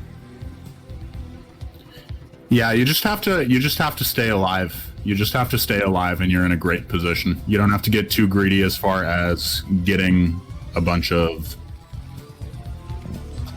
stuff going. All right, looks like Shroom gonna go ahead and try and take his natural. He has quite a force of like army supply on the map right now, so he should be able to defend this fairly easily. As long as he's probably gonna want to get some turrets up here eventually at his natural. And Silver still sitting on his 3 bases with his hidden third unscouted, so not going lurkers yet though. Just keeping on building mutas, I think. And it looks like Shroom's gonna go into a tank push. I mean, as someone, how do you feel about mass mutas versus this tank push? Obviously, tanks don't shoot up, so it should be pretty good for him, right? Well, it really depends on the micro. Like, the Shroom's starting to hit a higher mass of units, but if he can pick off the tank with the mutas with some good micro or counterattack, it can be really strong. Like, Shroom only has, I think, 2 turrets in his main. So if he just sends all the mutas to his main while this is happening, then Shroom just can't ever move across the map.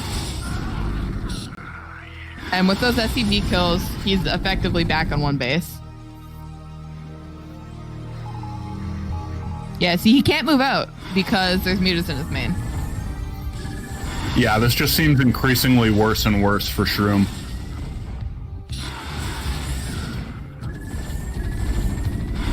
Yeah, I mean, it all depends on the muta micro, of course. But I think Silver's doing a pretty good job so far. That wasn't ideal, but that's okay. He is losing some mutalisks.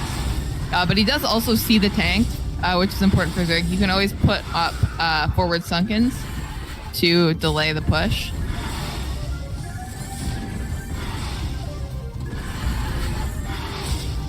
right, still losing some mutas, but picking up a ton of SCVs here.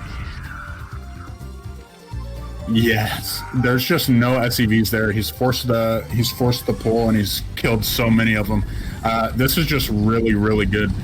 Anytime you see a Zerg up in supply, they're probably in a pretty good position. And mutas are, of course, a supply buff, as you said earlier, but still 30 supply up at this point in the game, pretty dang good for Zerg. Yeah, definitely not bad at all by any means. He is running out of mutas. I'm not sure what his kind of tech choice is going to be behind this. If he's going to, looks like he's going into lurkers. I wouldn't be surprised. Oh yeah, mass muta still and into lurkers. So I actually think that, I mean, he can just fly in the main. Like, this push is coming out. He unfortunately doesn't have vision of the front, but if Silver just sends all of his mutas, well, even just to attack this, like, Shroom just doesn't have that many units, to be honest, and he's kind of moving them out single file. Like, this is Conga Line Terran, and mutas destroy Conga Line Terran. Yeah, you really need to be bunched up in a little bit of a ball. But this map, especially if you're going through the center, makes it extremely hard not to Conga Line. And you can see exactly what's going on, just like you said. These mutas are just moving in, and there's just not enough here from Shroom. Yeah, just too many mutas overall. Definitely you can see why muta micro is helpful, because Marines are pretty good. I think a counterattack in the main would have been a lot better here. I actually think Silver kind of threw away a bit of his lead with that attack. You can always like micro one group of mutas and then A-move the rest of them. But A-move mutas in general are really dumb, because muta AI is pretty bad. So I was once playing a 2v2 and there was a zealot attacking something, and I had like 9 mutas just sitting over the zealot, and they just like wouldn't kill it. That's so sad. Oh my god. They just weren't shooting. I was like, what? Okay. I complain about Dragoons, but at least Dragoons don't cost 100 to get countered by a unit that has 50 minerals. Losing a lot of mutas for that tank, but does manage to pick off both of them with some pretty good micro. Terran able to get his natural up behind this though, so going to be, well, he doesn't have very many SCVs. I don't know, definitely a very weird game from these two players. And Shroom still doesn't know about the third base. I'm almost positive. Yeah, the longer this third base survives, I mean, without any kind of pressure at all, without forcing Silver to go try and defend it, obviously the better and better this gets for Silver. Right. See, this play I like a lot. Just put the mutas where Terran isn't.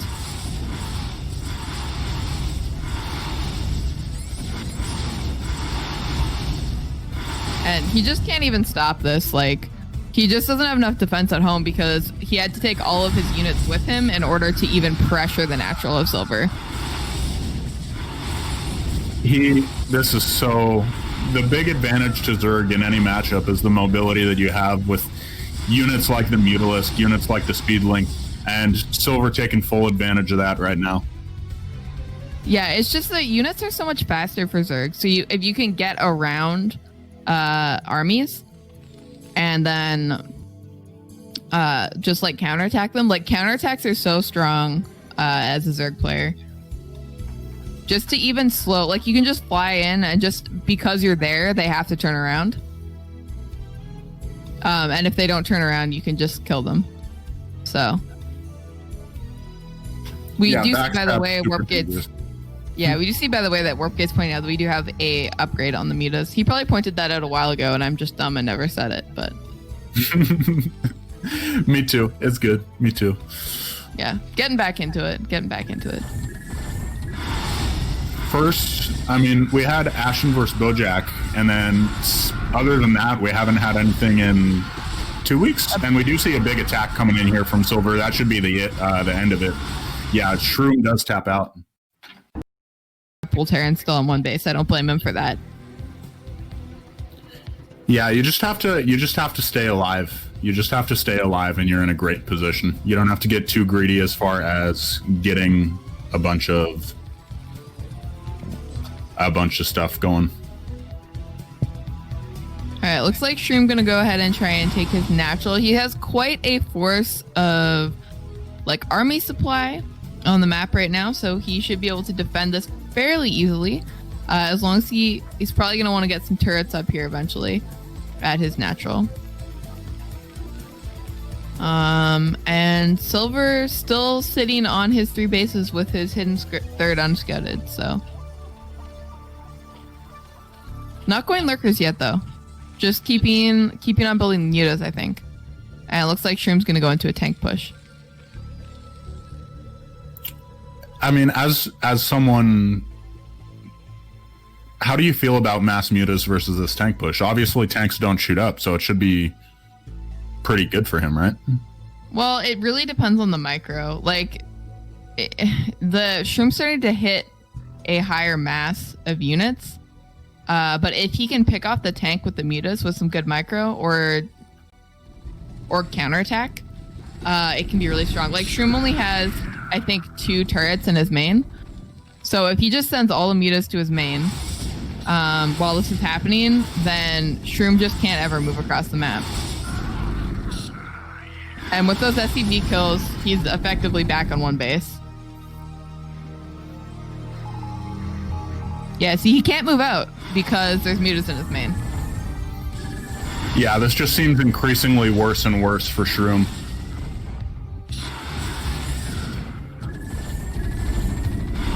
Yeah, I mean, it all depends on the muta micro, of course.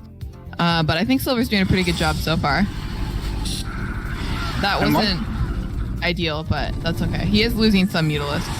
But he does also see the tank, which is important for Zerg. You can always put up forward sunkens to delay the push.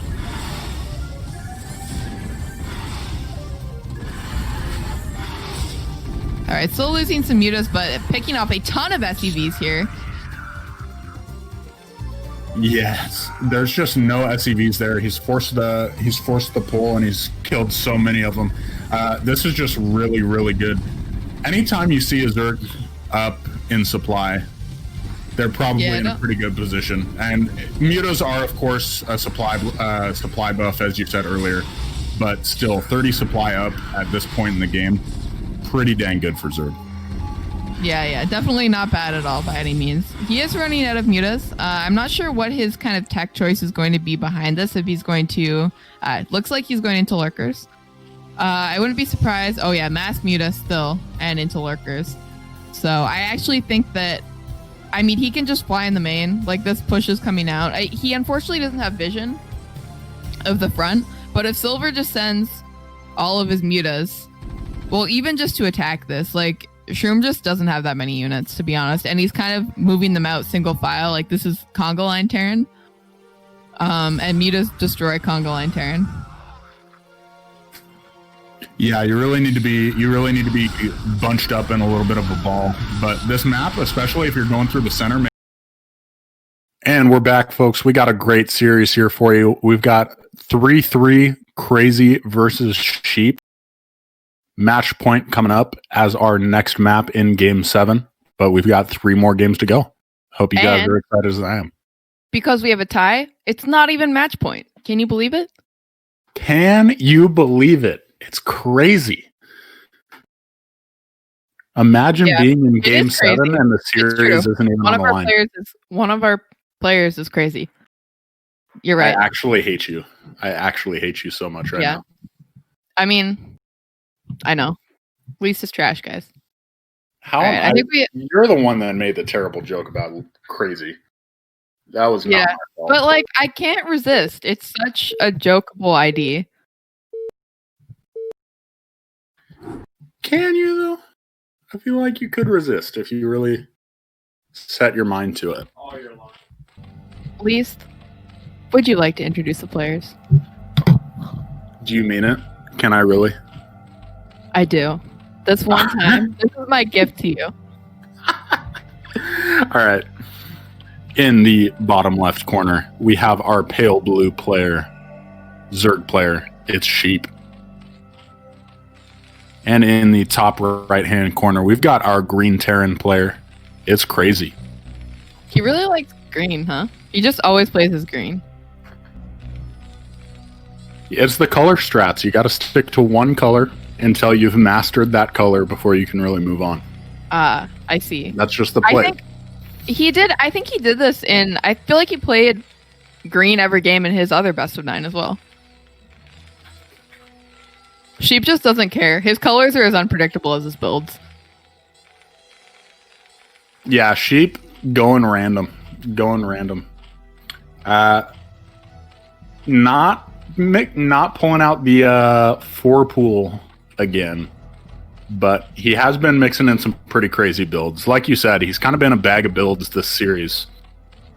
Yeah, I mean, we've seen 2 hatch play, we've seen 3 hatch play, we've seen like different variations of both of those styles. We've seen him play, like we've seen that he has a mech build, a first mech build. Yeah, and we've seen him do a couple different things against Bio. So I feel like he's just really showing how capable he is of playing ZVT in a lot of variety and really keeping our Terran player on his toes. Yeah, and Kraazy, on the other hand, also doing a very good job responding to all these different threats. That last game, he was in a pretty tough spot, but managed to respond to the Guardians correctly and was able to come back. So yes, I believe he scanned the natural. No, he scanned the really fast hive, and he didn't scan any evos. And I think that he either scanned the Spire after that, or he just assumed it was Greater Spire, and then he went 3-port Wraith. And she didn't build any Devourers, and he also only had 1 Overlord with his Guardians. So he wasn't able to see the cloaked race, and unfortunately lost his edge in that game because his mutas were doing a ton of damage, in my opinion. Yeah, they were totally doing so much damage. It felt like just every time Kraazy was starting to build up a Medic Marine force, it would just immediately get eaten alive by muta Zergling. Yeah, for sure. Looks like in this game we have 2 hatchery play coming up against Rax Expand again. So it is going to be SK against 2 hatch. We'll have to see if Sheep decides to go Muta or Lurker with this build. He can, of course, do either. I know he has a couple 2 hatch Lurker builds in his bag of builds, so we'll have to see if he pulls one out here. There is still an SCB in his main. I've got Keen in the chat said, this is why you just go muta all in every game. And then when people confront you about it, you just pretend it was going to be Guardians eventually. That was good. The pro strats from one of the great CPL coaches. That was great. That was gold. Yeah, shout out to Keen, assistant coach in Samyang Fire and longtime CPL player. And I know that he does a lot of work coaching his players. And I think he told me once that his goal is to have Zerg have an over 49% win rate in at least one of the matchups in CPL. It would be nice. It would be nice to see. True. All right, we do have the Lurker Den coming down. So Sheep is going for a 2 hatchery Lurker play. We'll have to see how hard he drones behind this and how many lings he builds, because that'll depend on whether he's planning to go for a follow-up or if he's planning to just bust Terran. I know Kraazy showed him 2 hatch Lurker into 2 base Defiler right before this. So I think he might be pulling out that build. I honestly didn't know that 2 hatch Lurker had a great follow-up, so that's super interesting to hear you say that. Yeah, it's a really awesome follow-up actually. 2 base Defiler is really hard to deal with this turn. I mean, the 2 hatch Lurker is like already really strong, but then like 2 base Defiler, like when you get a Dark Swarm at Terran's natural, it's just so hard to deal with. Like, you can't win because you can't shoot as Terran. You just can't shoot anything under Dark Swarm. So if you have like a Dark Swarm in your natural, and especially over your production, and you have Lurkers under it, you're in a pretty rough spot. Yeah, you pretty much just have to abandon any area that the Zerg is dark swarmed. And with 2-hatch Lurker, you obviously get this map control because they just have to sit behind bunkers and hope you don't kill them. Exactly. So Defilers have a free path to the Terran main. Or to the Terran Nat, my bad. Yeah. And then you can go ahead and put a Dark Swarm down. And Kraazy is staying at home. He's building 3 bunkers and a turret, so he's going to try and be very safe against this 2-hatch Lurker. But, I mean, we'll see how this goes for him. Oh, this is actually 2-hatch Lurker drop. Never mind. I didn't even call the version of the build right. This is 2-hatch Lurker slow drop. We saw Sheep do this in his other series as well. And by the looks of this front defense, I don't think that he knows. Yeah, everything going to be way out of position here for when the Lurkers drop into his main. The question is, even though I think it was the same situation with the previous 2-hatch slow Lurker drop, and he still didn't manage to get that much damage done. So we'll see if he's able to get a little bit more done this time. Right. There was the one thing that was different in that situation was that Zerg or Terran had actually built two turrets in his main. But in this situation, he just doesn't know at all. So we'll have to see what Kraazy's response is to this. Looks like Sheep is going to go ahead and park the Lurkers right by the production. All right, he does manage to pick off the first one rather quickly, and I actually don't think that this was... Oh man, he pulled the units out of the position, and now he's busting down the front with Lurker Ling. This is so sick. Bunker's pretty useless when they're empty, turns out. Turns out that is true. Oh my gosh, this has got to be such a stressful situation as our Terran player. It just feels like Zerg is everywhere, and you just have to do your best to hold on. All right, he's going to be able to deny mining from the natural. We'll have to see what Sheep's follow-up from this is. He is floating a lot of money right now. I'm not sure if he's planning on going into Defiler or just Lurkerling. Oh yeah, it does look like he's going into two base Defiler out of this. Terran really at this point should get on the map and push out because Zerg doesn't have a full contain. But of course, it's difficult to know that as well. All right, he runs into the Ling. That was actually really, really smart by Sheep. He ran in with the Lings right when he tried to take out the Lurkers.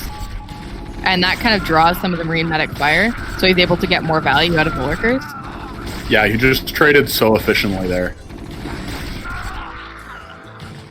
Alright, and he's still kind of unable to get rid of this 3 hit point Lurker behind his mineral line, so it's completely denying the mining in his natural.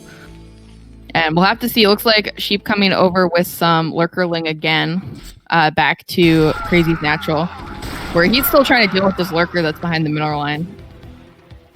And I think there's going to be a Defiler on the way soon. Yeah, Terran just kind of in shambles in this situation, I think. He just doesn't have any of the stuff he needs. I think Sheep can actually just attack him. But he's probably just going to wait for Defiler. How soon does the Defiler come? Do you wait for consume? Or do you just you're like, oh, I can just hit one Dark Swarm over his natural and it's game over? I mean, you need consume. Okay. Okay. Alright, we'll have to see how this Defiler micro goes. He is building another bunker. He does have a tank, but I don't think he has siege mode yet. And the Defilers are on the way. Alright, Terran's kind of on a clock here. We have 2 more Lurkers morphing, and the Defiler's taking the back path around to the mineral line. Or to the natural of Terran.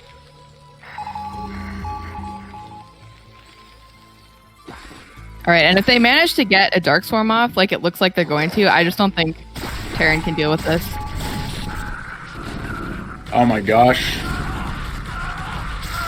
Alright, yeah, Dark Swarm at your natural. What do you even do as Kraazy here? I mean... GG. Yeah. You called it. Alright, wow. Yeah, I mean, once you get Dark Swarm at your natural, it's very difficult to stop that.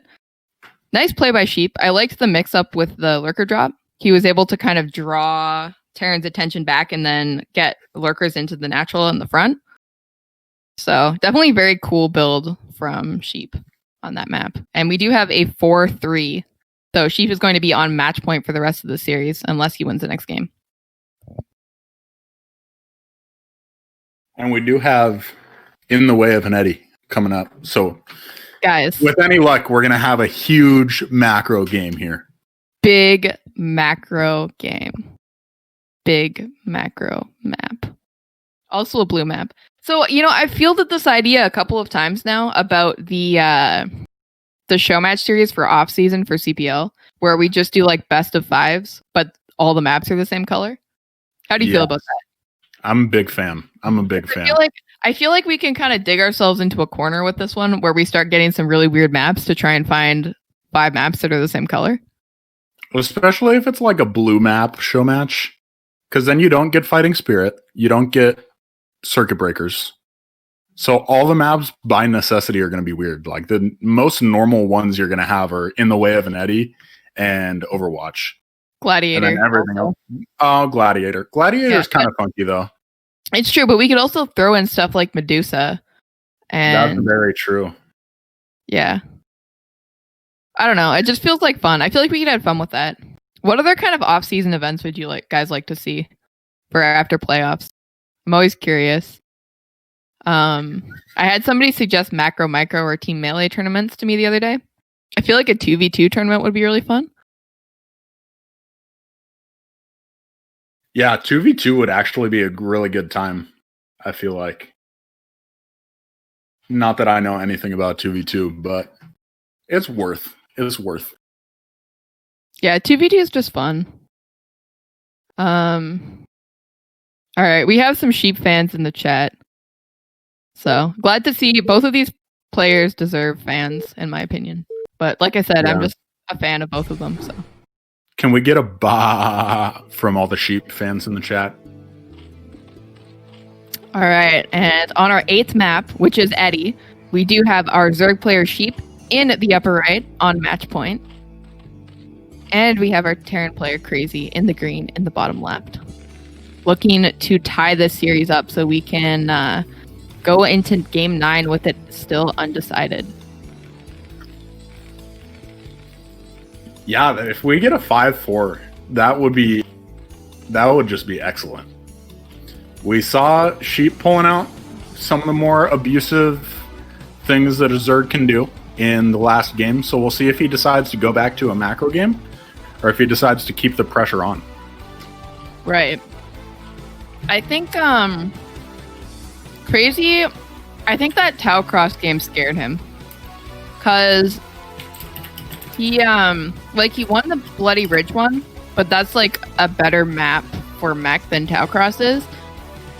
And Sheep smashed his mech build really hard on Tau Cross. So I feel like that's maybe why we haven't seen the Goliath build out of him again. But I would like to see it one more time because I feel like we've had such a good mix of different strategies in the series. I just love to see one more mech build from Kraazy. Yeah, it would really be nice to see him mix it up because he did kind of get ran on Tau Cross, but Neo Bloody Ridge went really well for him. So it's not as if he shouldn't feel confident in his mech, you know? Oh, for sure. I would like to note that after the 4 pool and BBS in game 1, we have had both players do standard openings for this entire series. Sheep has 12 hatched every game. Yeah. That's a real play. 4 pool once, then 12 hatch for the rest of the series. That's big plays from Sheep. Kraazy, I guess, just not really an 8 racks kind of guy because you haven't seen any attempt to try and punish the 12 hatch. He also other than the BBS watch the first game. Right. He also obviously didn't watch the last show match because Sheep was really struggling against 8 racks with Mars, and I actually don't know if he has cleaned that up since then. Right. He really did struggle against 8 racks in that series. So maybe he's... I don't know.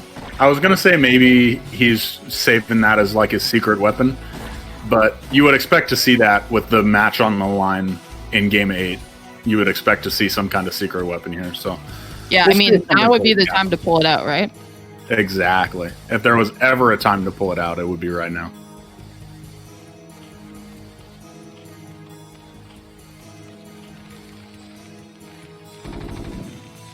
All right, we do see a mech play coming out of Kraazy, and we do see 3 hatchery play coming out of Sheep.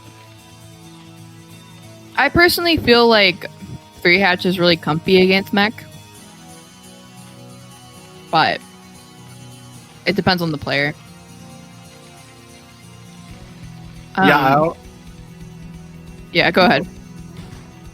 No, I was just like, I've heard you say that before, and I wonder why 3 hatch fell out of favor then, if 3 hatch feels so good against mech, because don't you like getting bio? It's hard against 1-on-1.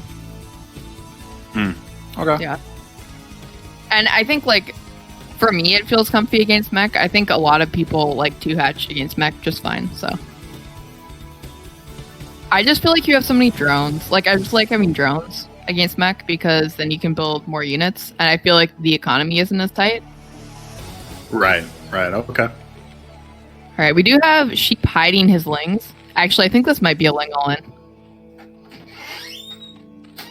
Yeah, he got speedlings, and he's walking them around the vulture path. I like this play a lot.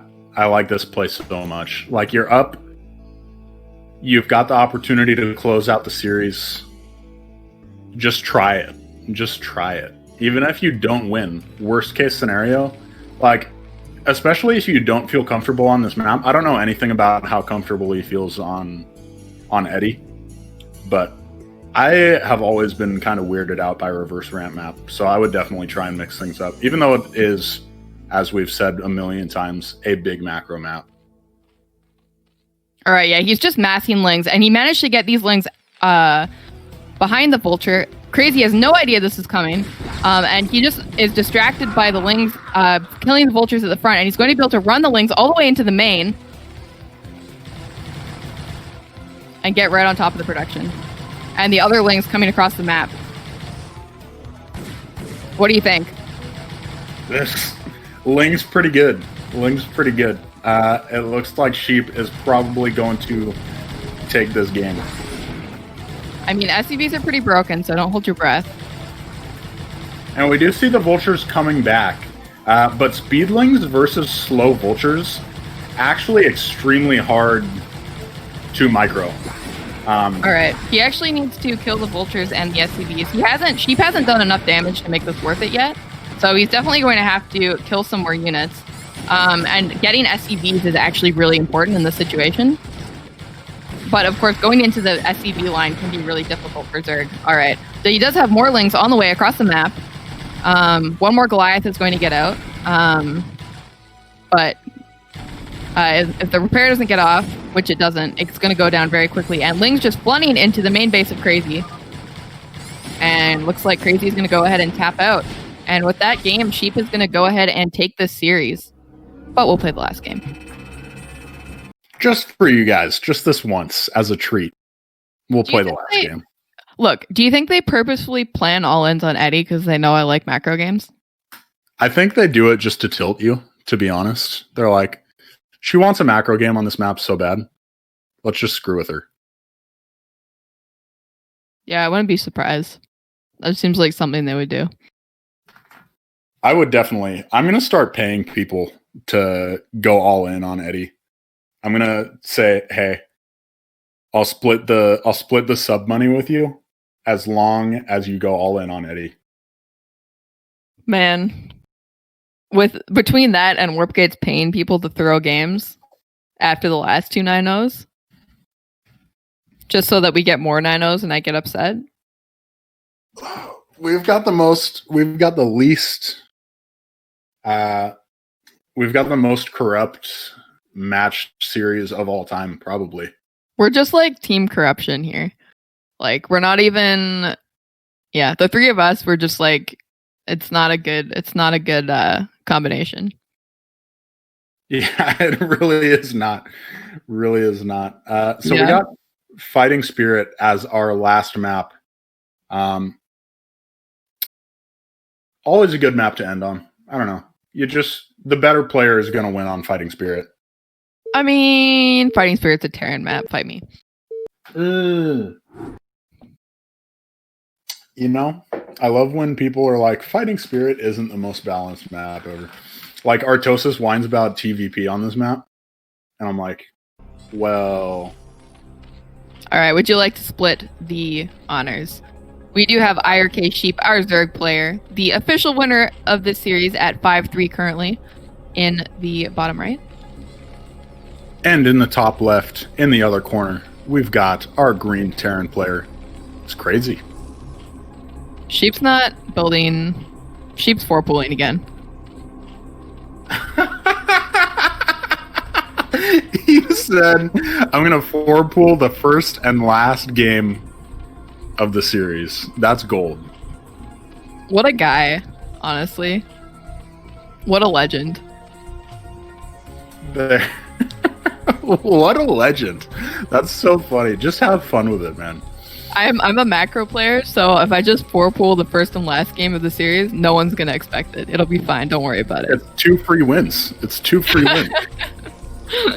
I mean, it's also Terran, so we'll see what happens. If Kraazy does hold this, we will get the patented 5-4 result. Honestly, I'd be totally fine with the 6-3. As long, like, if Sheep We wins just want this, the 4-pool to work. I just want the 4-pool to work so bad. Man, you should have been a Zerg player. I'm just saying, you should have been a Zerg player. I've tried to play Zerg and then go 4-pool, and everyone just knows that I'm going to go 4-pool because I suck at macro. So they just go 2-gate, or they go, like, in-base. I don't even know. How do you beat 4-pool as Terran? Just put SEVs on the ramp? Yeah. I mean, just, like, build stuff. SCVs are broken, man. Walling's pretty broken. True. Big facts. All right, we do have Rax's band, and Kraazy is not going to know about this until the Lings are in the main. So I'm definitely worried about him in this situation, especially if he cuts his second Marine. But he doesn't know at all, so he's not going to be pulling workers to his ramp. And I'm assuming after Sheep has 12 hatched every other game, he's probably not expecting another 4-pool in the last game. Yeah, I would not be expecting it at all either. And just the fact that they get up the ramp, that's pretty brutal. This first Marine's going to go down super easily. It does look like he was planning. Yeah, he was planning on cutting that second Marine, but I just don't think there's a whole lot that he can do if Sheep just rallies over Zerglings. Yeah, I mean, he's just going to straight up lose his barracks. All right. Kind of a disappointing end here for Kraazy, losing the last game to a 4-pool. But he definitely had some very good macro games in this series, and I think he did quite well. Yeah, he played very respectably. Like, even though he was not able to pull the series out, he just played some really solid games. And like we saw, I definitely agree. The aggression did end up making the difference, winning twice with 4-pool and winning with a couple other aggressive builds. I mean, I feel like that's fair. I feel like you have to give Terran that. I feel like they deserve it, honestly. Just saying. Like, yeah, no, I agree with you. I think there's all this. Okay, I'm just gonna try and get Sheep to join the call, but for now, keep going. We've got so many bahs in the chat, but it's so easy to be like, "Oh, he cheesed. He's not a good player." But if you can't hold cheese, you deserve to lose. So it's like, I don't think I'm gonna remind you of that. Like, I get frustrated as anybody, but it's just the facts of life. It's a strategy, and if they pull it out, you have to know how to beat it. All right, looks like we have our winner of the series today, Sheep, just joining the call. Congratulations, man. A 6-3 victory. Very strong CBT showing from you. How are you feeling? Pretty good. Yeah, we definitely saw a variety of strategies from you throughout the series. 2-hatch play, 3-hatch play, 4-pool, just like a lot of, you definitely seem like a bag of builds ZBT player if you're just looking at these 9 games. Can you talk to us a little bit about how you've prepared for this match? Well, a lot of those builds I kind of learned. At least one of them I learned today, the Defiler one. But like, I used to only do 3 hatch play, like really standard for like a long time. And just in like the past like 2 or 3 weeks, I started like practicing a bunch of different stuff, mainly 2 hatch. And then I just felt like trying them all out, you know. Yeah, definitely a great showcase of everything you've been working on. I know you've been working a lot with Kraazy, who is one of the coaches on our team, a very experienced Zerg player and very experienced with 2 hatch. Do you want to just like talk a little bit about what it's been like having a player of that caliber around to help you out? Oh, it's amazing. It's like he has like all the top knowledge straight from like, you know, Korea, all the pro players, and he gives me like overall like, you know, an overview of everything, but he also like really focuses on details too. And really like improved my play in like the past whatever 2 weeks. I don't know when I started like learning from him, but yeah. Yeah, I know you've definitely been playing a lot of games. Just because there's a lot of people that don't really know of you before this season of CPL, do you want to just talk a little bit about your experience in Brood War? Like you were a JUN student, and when did you take lessons with JUN? Started like I think in the summer of 2018 with JUN a little bit. Like I started like just like looking at those pro tutorials and stuff, but that didn't get me anywhere. Found JUN, started like having lessons like once a month kind of. Played for like around 5 or 6 months, took some months off, played some classic WoW and stuff, you know. Came back like a month ago. And yeah, that's pretty much it. Right, yeah. So definitely one of the newer-ish players on the scene. I know you played a little bit in CPL 4 as well, which is around the time you joined iRk. But I feel like you've improved a lot in that time, and a very strong showing today for sure. Lise, did you have any other questions? Nope, you pretty much covered it. What I would like to know is who you practiced with for this match. Can you give a shout out to your practice partners? Who did I practice with? I feel like I laddered a lot. You also practice with Jinjin a lot, right? Yeah, Jinjin. Shroomdoom? Yeah, I practiced with him a little bit. Pato, you know. A lot of the iRk members, Father. Yeah, Father's a really good practice partner. All right, well, can you actually, one more question. Were you planning on 4-pulling the last game? Not exactly. I feel like it was kind of lame, but I actually have to go soon, so it's kind of forced the 4-pull. That's so funny. All right. Well, I feel like you did a great job with this series. Good job with your series prep. And really great showing of ZBT today. I think you pretty much put a masterclass on how to shake it up with lots of different builds. So congratulations, man. Thank you. Thank you. All I right. have a question for you, Strom, though. Oh, yeah? When are we going to get the Terran OST cover? Oh, my God. I don't know what to do with you guys. It's just a question. It's just Maybe, a question. Okay. Maybe Sheep will help me. They All want right, that would be good. Sheep, they want a cover of the Terran OST track, like part of the Terran soundtrack. Can you like because I know you're a composer. Maybe you can like orchestrate it and like record the piano part and I'll record the violin part. I don't know if that's even a possibility. Maybe. All right. There you go, guys. I will see. I'm not very good at orchestrating stuff, so it's tricky.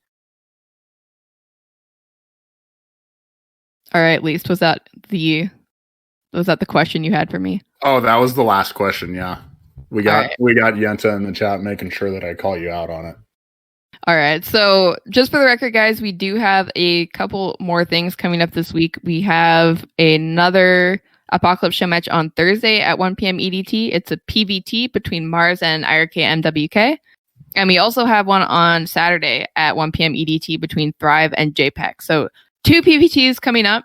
So if you feel like you didn't get enough of Lise today, he's going to be back on Thursday and he's going to be talking a lot more because I don't know anything about PVT.